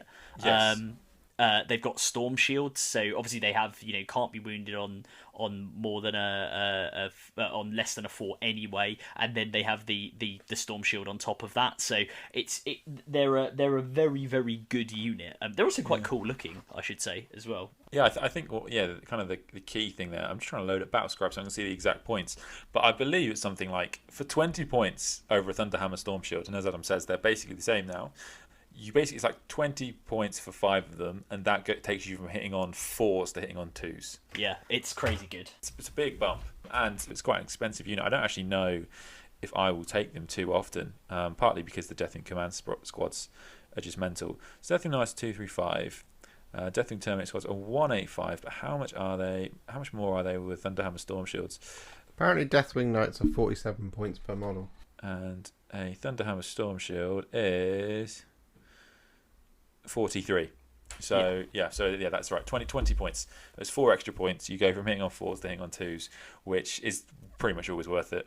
Yeah, because definitely. hitting on 4s is just too swingy. They were always quite good though, Deathwing Knights, let's be fair. Well, they should be. Yeah, they were always just better versions of Thunderhammer Storm Shields. And it's funny how you say that, Adam, because obviously every faction, as we say, is written from their own point of view. And the Deathwing, to the Dark Angels readers, the Deathwing are always said to be this ultimate faction. And that doesn't come from nowhere. They are the first company of the first Legion of Space Marines. They're like, the idea that they're the best fighting force in the galaxy, there's always going to be debate, but it's not an outrageous claim. And they're like, now that they're one of the best units in the game, to Dark Angels players, but part of me just wants to go like, and like, is that no? They should be. Yeah. They should be very, very good. The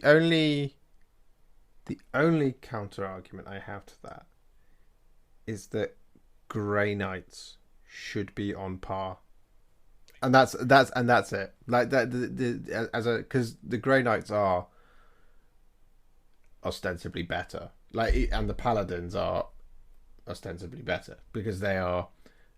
A Grey Knight Paladin is an equivalent to a Deathwing Knight, but with added Psyker. Yeah, well, they're actually tougher. Because, I mean, everything's gone up to 3 wounds now, but Paladins are already at 3, so it'll be interesting to see if they go to 4. Will Alaris go to 5? We'll have to see.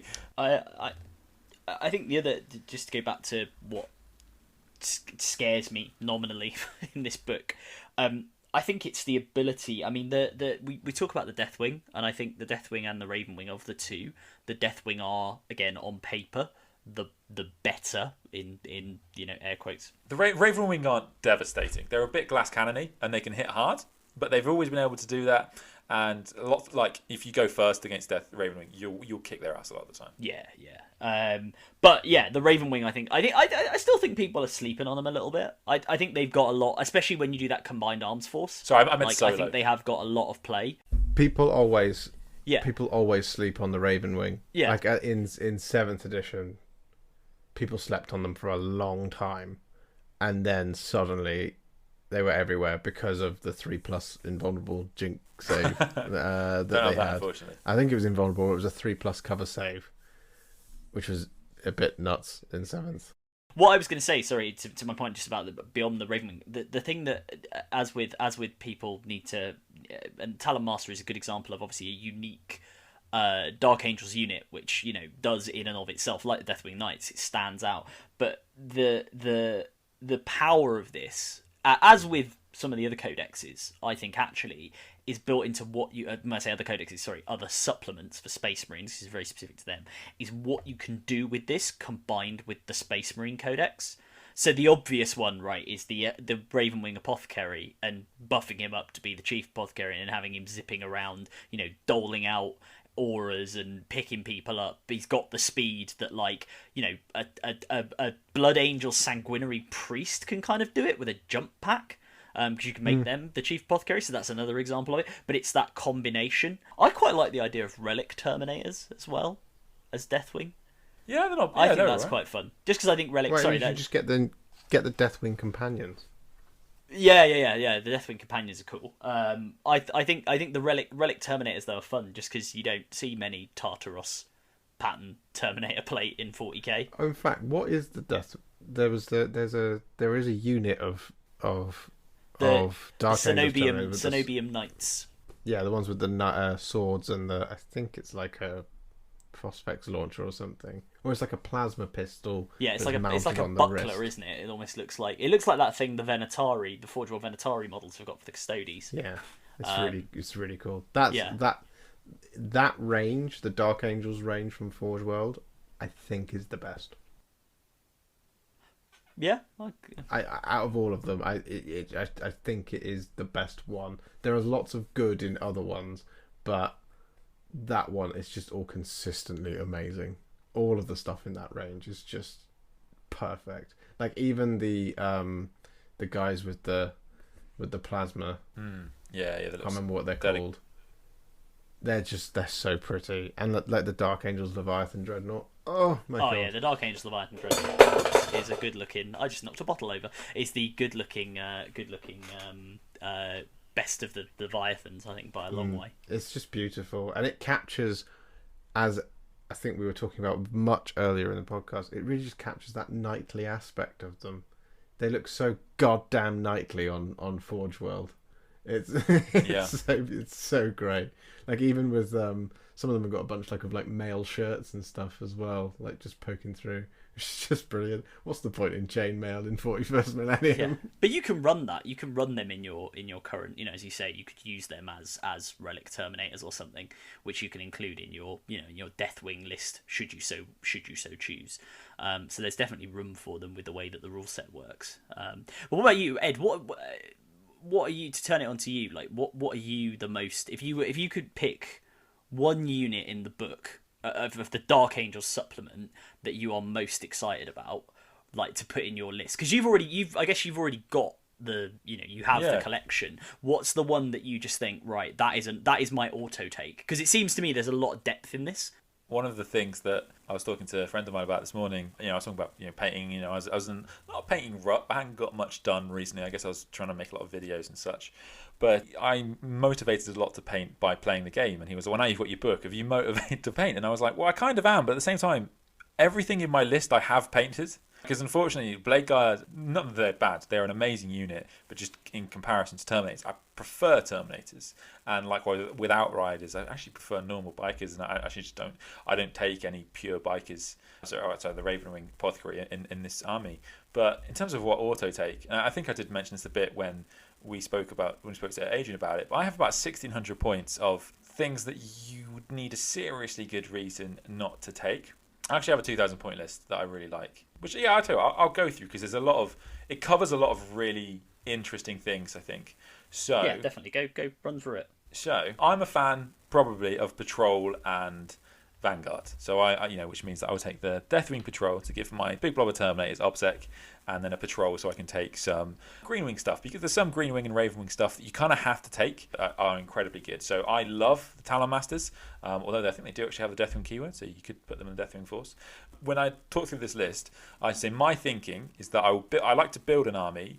It's a very cheap way to make things difficult for your opponent. If you've got one incredibly reliable tough unit and you've got a lot of powerful HQs or things you can deep strike or hide, you can make a situation where your opponent can only shoot the thing that is unlikely to die, the thing that's inefficient to shoot. And so when I go through this list, I think that's probably the thing, the takeaway I have is that this list is a list where you can only shoot Deathwing. Essentially turn 1 and turn 2. So I have a whole bunch of characters. So I have the Interrogator Chaplain. I thought the Auspex Tactics video was very funny and it was good, but it is a really, really interesting. Do we want to? Sorry, I'm just going to pause you on that. Do we want to, just for people who haven't seen that video, and they can always go and check it out, but do you want to just explain what, in broad principles, that was about? Because I agree with you, it was very funny what you can do to an Interrogator Chaplain. Yeah, sure. So, and in fact, as Adam says, it harkens back to the idea of using this book with the Space Marine book. So one of the things in the Space Marine book that's kind of a very popular relic is the Teeth of Terror. And also, one of the things you get when you buy the Lion model is an extra massive chainsword. It's a perfect combination of models I want to build and relics I want to play with. And so, an Interrogator Chaplain with the Wolf Blade is what I'm going to call him. He gets... God, how many attacks does he get? So he gets that. So he's 4 for being an Interrogator Chaplain. He gets an extra 3 for having the Teeth of Terror. Personally, you can make a Master of Sanctity and you can give him 2 traits, and so that means that he can actually get +1 strength and +1 damage. And is it +1 attack also? I don't want to strength attacks and damage. So yeah, at that point he's up to 8 attacks at strength 5 -2. Strength 6 -2, damage 3, which is amazing. So you're gonna wreck through Terminators when you do that, and he's amazing. And my point is, I'm running him behind this Deathwing squad. I think it's also really important to have Talon Masters and Jump Pack units in this army, because what you want to be able to do is jump back to cover your backfield when you need to do it. That's one of the downsides of playing Deathwing. You're obviously slow to react.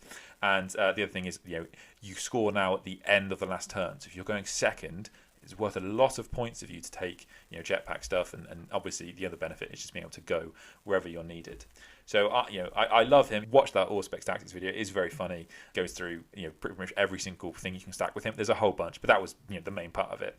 The fact that you can make a Chaplain with the Teeth of Terror. It's not a breaking of the rules or being unnecessarily gamey, but they didn't account for the fact that the Teeth of Terror can go onto a Chaplain. It's the only instance where it can. And so getting +1 damage makes the Teeth of Terror somewhat obnoxious to play against. You're not getting up to 10, isn't it 10 attacks? Like if you stack of the buffs that you give him like Imperium Sword, as you say, Warlord trait. Yeah, the Warlord traits, you can get +1 strength. There is a whole bunch. Imperium Sword is probably going to... I always like to take the specific Dark Angels ones where I can. So I quite like Fury of the Lion, which is... when a friendly Dark Angel unit's within 6 inches of the Warlord, if the Warlord has charged this turn, add +1 to the strength characteristics of that unit. That makes him strength 7. I think you can actually get him strength 8. And at that point, you're in night killing territory. Yeah. It's crazy. So then, 2 Talon Masters also, who are basically lieutenants, so you can take 2 in 1 slot.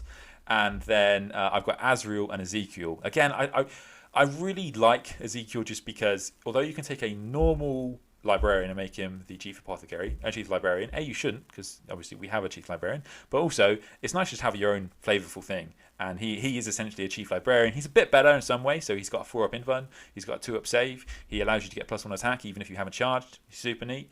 And then Azrael, I think I actually went through Azrael on the last podcast, I won't go again, but Azrael is just nuts. If you want to see how nuts Azrael is, just look at his data sheet. He does so much for your army, but the main thing being he gives a 4-up invuln bubble. Troops wise, I only have 1 set of troops, but I think you need 1 set of troops, so I think you either want to take a heavy intercessor squad or an infiltrator squad, because There's a Dark Angel secondary, which will basically mean you can get max 15 points if you've got one unit on an objective all game, and that unit never gets killed or never moves. And so taking like heavy intercessors, then that means that you're pretty likely to do it. You could do it with Terminators as well if you want to, but there's definitely an argument to take.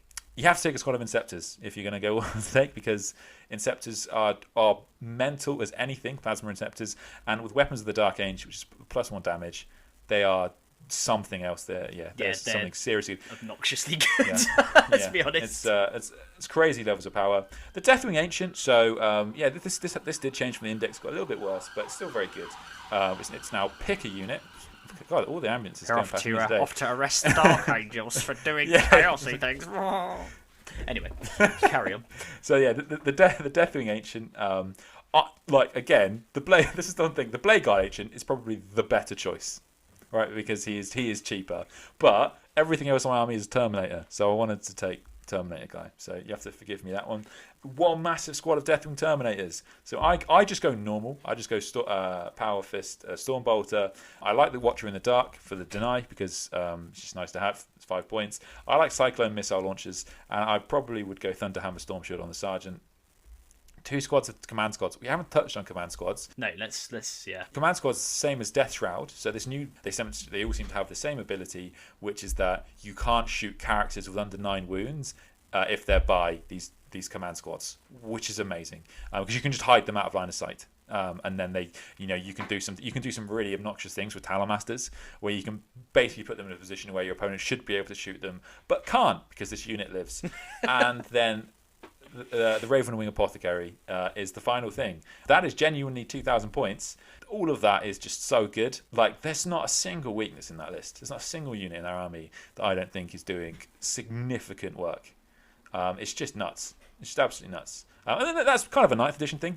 I guess most Necron and Blood Angels armies are doing serious work too, but it's an absolutely amazing force. Yeah. But that's my army. That's what I'm thinking. I don't know how much that will change. I haven't played with it because it's been locked down. So maybe I'll play one game and be like, I don't know why I did that. That was shit. How things look on paper is very rarely how they play. So yeah, in fact, we could probably confidently say, don't play this list. We'll have to have a boxing match between. I've only got 3 of them, unfortunately, but between the Death Shroud and the Deathwing Knights. I'm fairly sure the Deathwing Knights will win. But that'd be a good toughest Terminator matchup. I think he did. I think Auspex Tactics did that. Yeah, I can't remember who won. I think his video, he basically said that the Death Shroud come up on top. What's going on with my voice today? come out on top. There we go. In most scenarios, except when they go up directly against the Deathwing Knights. Like getting attacked by anything else, the Death Shroud are slightly tougher, weirdly. But yeah, it's interesting. Or maybe that was just against the Deathwing Terminators. I don't know. We'll have to go and check that. But we'll test. Yeah. What about Alarus Custodians? Oh well, no one likes them. He says as he has 3 of them in his cupboard. I never got why they made Custodians Terminators. It was like, I don't get it either. We've got this unit who is the strongest, toughest, quickest unit in the world, and then we've got this one which is the same in a Terminator armor for some reason. I get the ones from Forge World. I get the ones from Forge World where they have those enormous power fists. I get like that, the Aquilon, right? Isn't it? Yeah, the Aquilon Terrors with the power fists and the fire pikes. I get that. They are completely different to everything else that is in the range. Having a bloke in Terminator armor with the same spear or axe doesn't make any sense.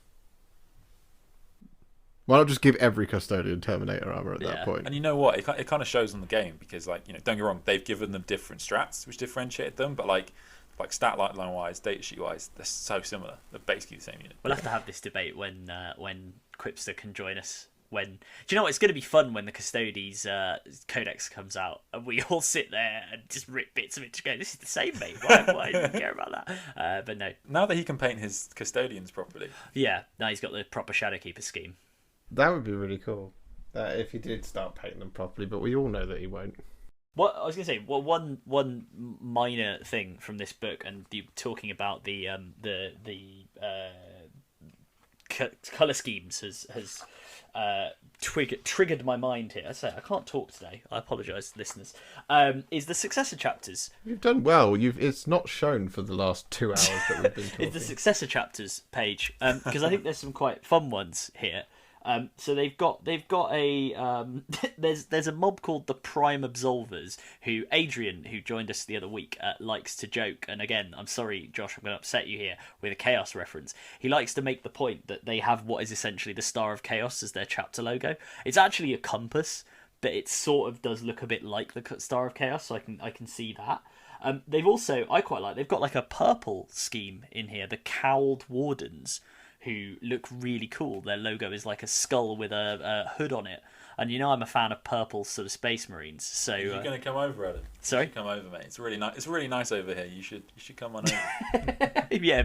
You know he's definitely going to come over as soon as the stats come out for how good they are at tournaments. My Blood Angels, my purple boys are a Blood Angel successor. They're swinging in. I remember when they were definitely an Iron Hand successor. I remember when they were an Ultramarine successor, my friend. But let's not talk about that. They were Ultramarines, and then the Iron Hands became out. They were Iron Hands. Then they thought about going to Imperial Fist, but now the Dark Angels. Do you know what? They didn't even spend time on. They didn't even spend time going to the Salamanders, which I'm greatly disappointed by. But nonetheless, I'm almost certain at some point they're going to become a Grey Knight chapter. I didn't even know how Grey Knights work. I couldn't do that.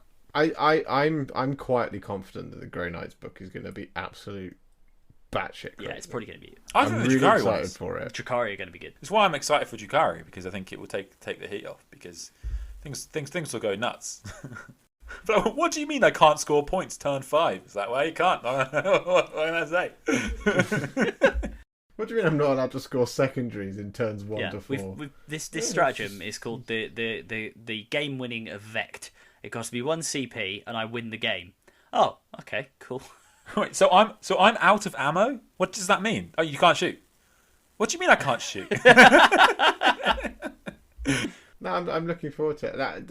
The only book that I think is just going to be a bit run of the mill, a bit like, it's just kind of par for the course.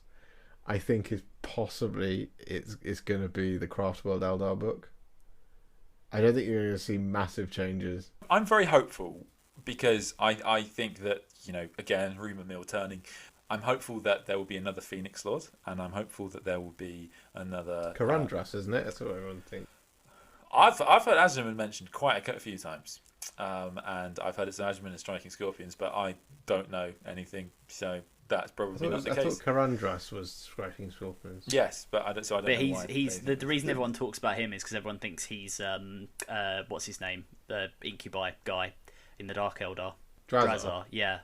An Eldar people, Shah, if you're listening, tell me I'm wrong here. Elves. But like there is I don't know whether it's Karandras or the guy who was Karandras's like shooter and like the OG Striking Scorpion I think you might be he's right meant there. to have like basically disappeared one day, but all of a sudden, guess who turned up? Oh, it was Drazar, and the implication is that Drazar is actually the original Phoenix Lord of the Striking Scorpions, and GW lent some nice credence to this, because if you look closely at the Drazar model, the little statue that's cracked on his base is of the it's the symbol of the Karandras as the Phoenix Lord as the Striking Scorpion. So there is this as it might be Karandras or it might be whoever was his predecessor. So his boss. Yeah, but I am quietly confident actually that and I'm sure Eldar players will scoff at this statement, but I'm quietly confident that this will be the edition that Aspect Warriors get their just desserts. That would be nice. So everything Eldar looks like it's going to get an extra attack from the. In fact, a lot of the data sheets from the, not leaks as such, but just a lot of the boxes were bought for the first time this weekend, the new 9th edition boxes. So we finally saw that basically everything's getting an extra attack, and there's no reason Banshees can't just have a metric ton of them.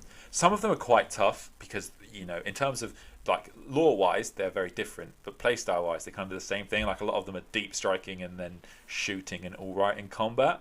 And so it's like how you differentiate all of them is going to be interesting, but I'm hopeful. They've done such a good job so far. I think the Drukhari book will be the most telling. Is this idea of the.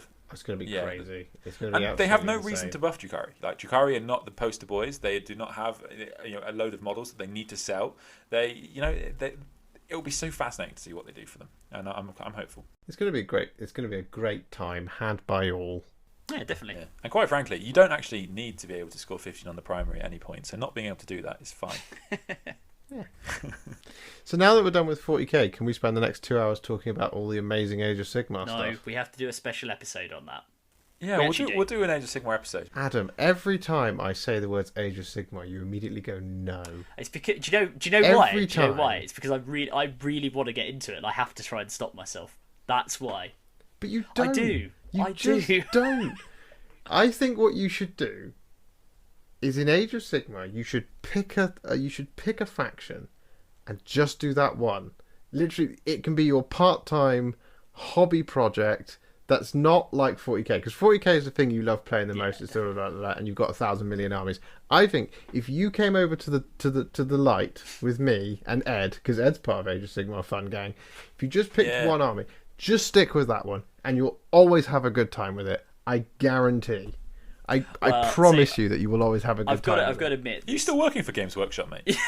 No, I'm So not. I've got to admit the new Head Knights of Slaanesh stuff looks good because of my sort of nascent Emperor's Children, and I was thinking like, oh, there's some conversion opportunities there, and also like you can run at least as far as I'm aware. Correct me if I'm wrong. In AOS, I can run demons alongside them, so I could have a kind of Indeed you demon-y, can. cross universe force. So yeah, if I was gonna do it, plus also Sigvald the Magnificent, he's got no pants on. What do you want from your printed? He's currently sat on my desk. He's about to Seriously, get a listeners, tutorial. if you haven't seen He's this, about to get something. check out the Sigvald model and go on the GW website where you can do that thing where you rotate it, because if you look to the side, you will see a little bit of bum cheek because he is not wearing any trousers in a very Slaaneshi fashion.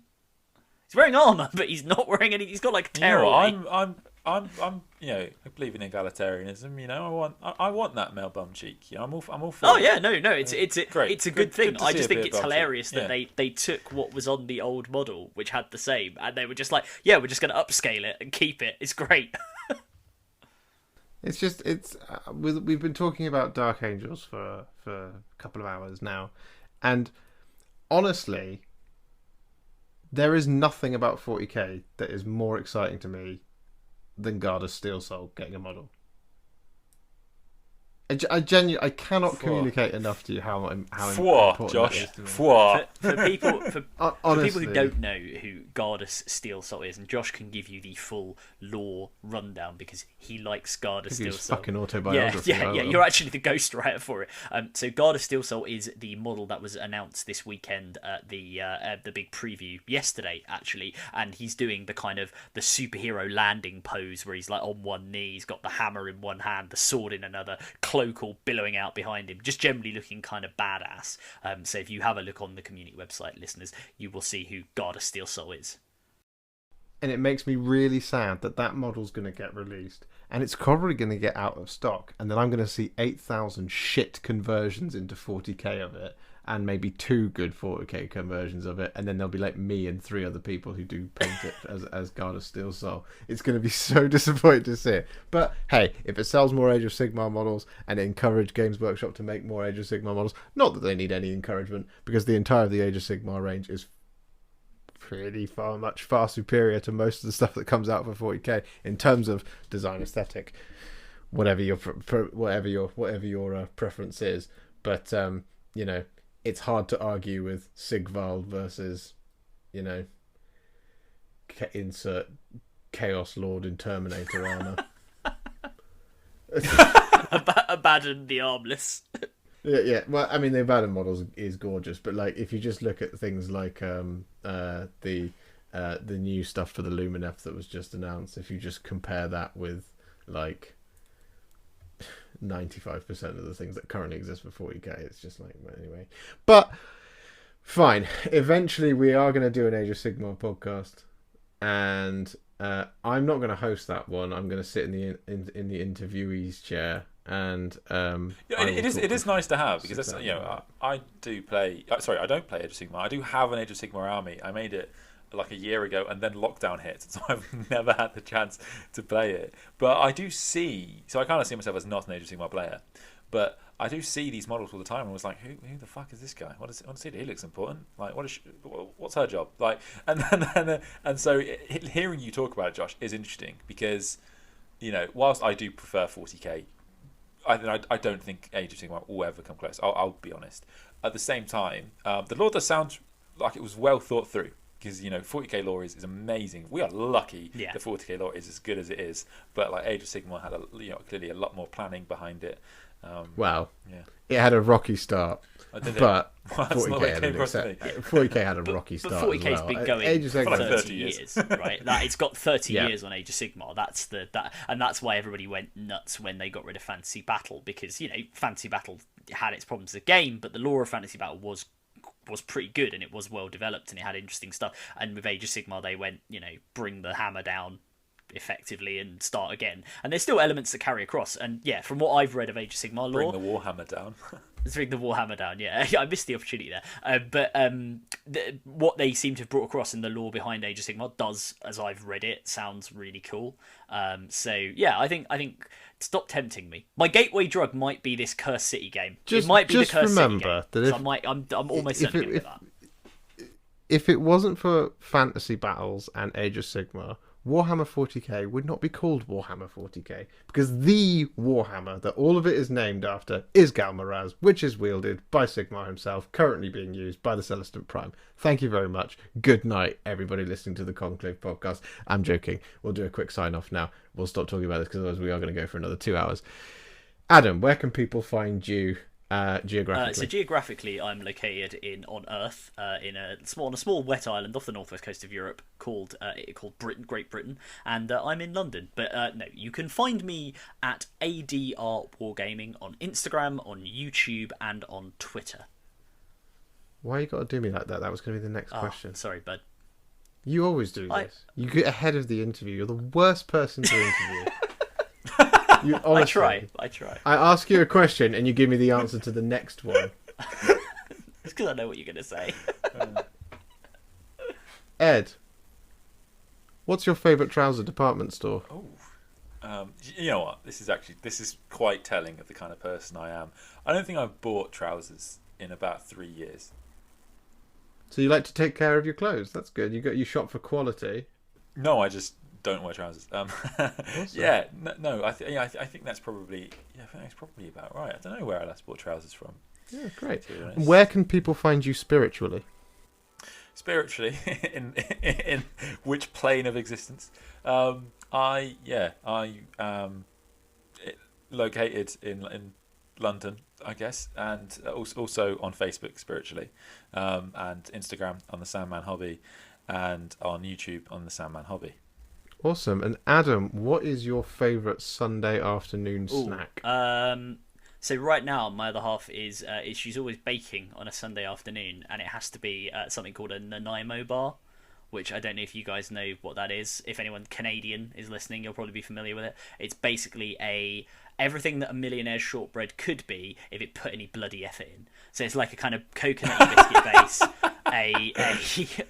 a vanilla custard layer, and then like a layer of chocolate on top, and it's unbelievably delicious. It's a Canadian thing named for a town called Nanaimo in British Columbia, and they are absolutely delicious.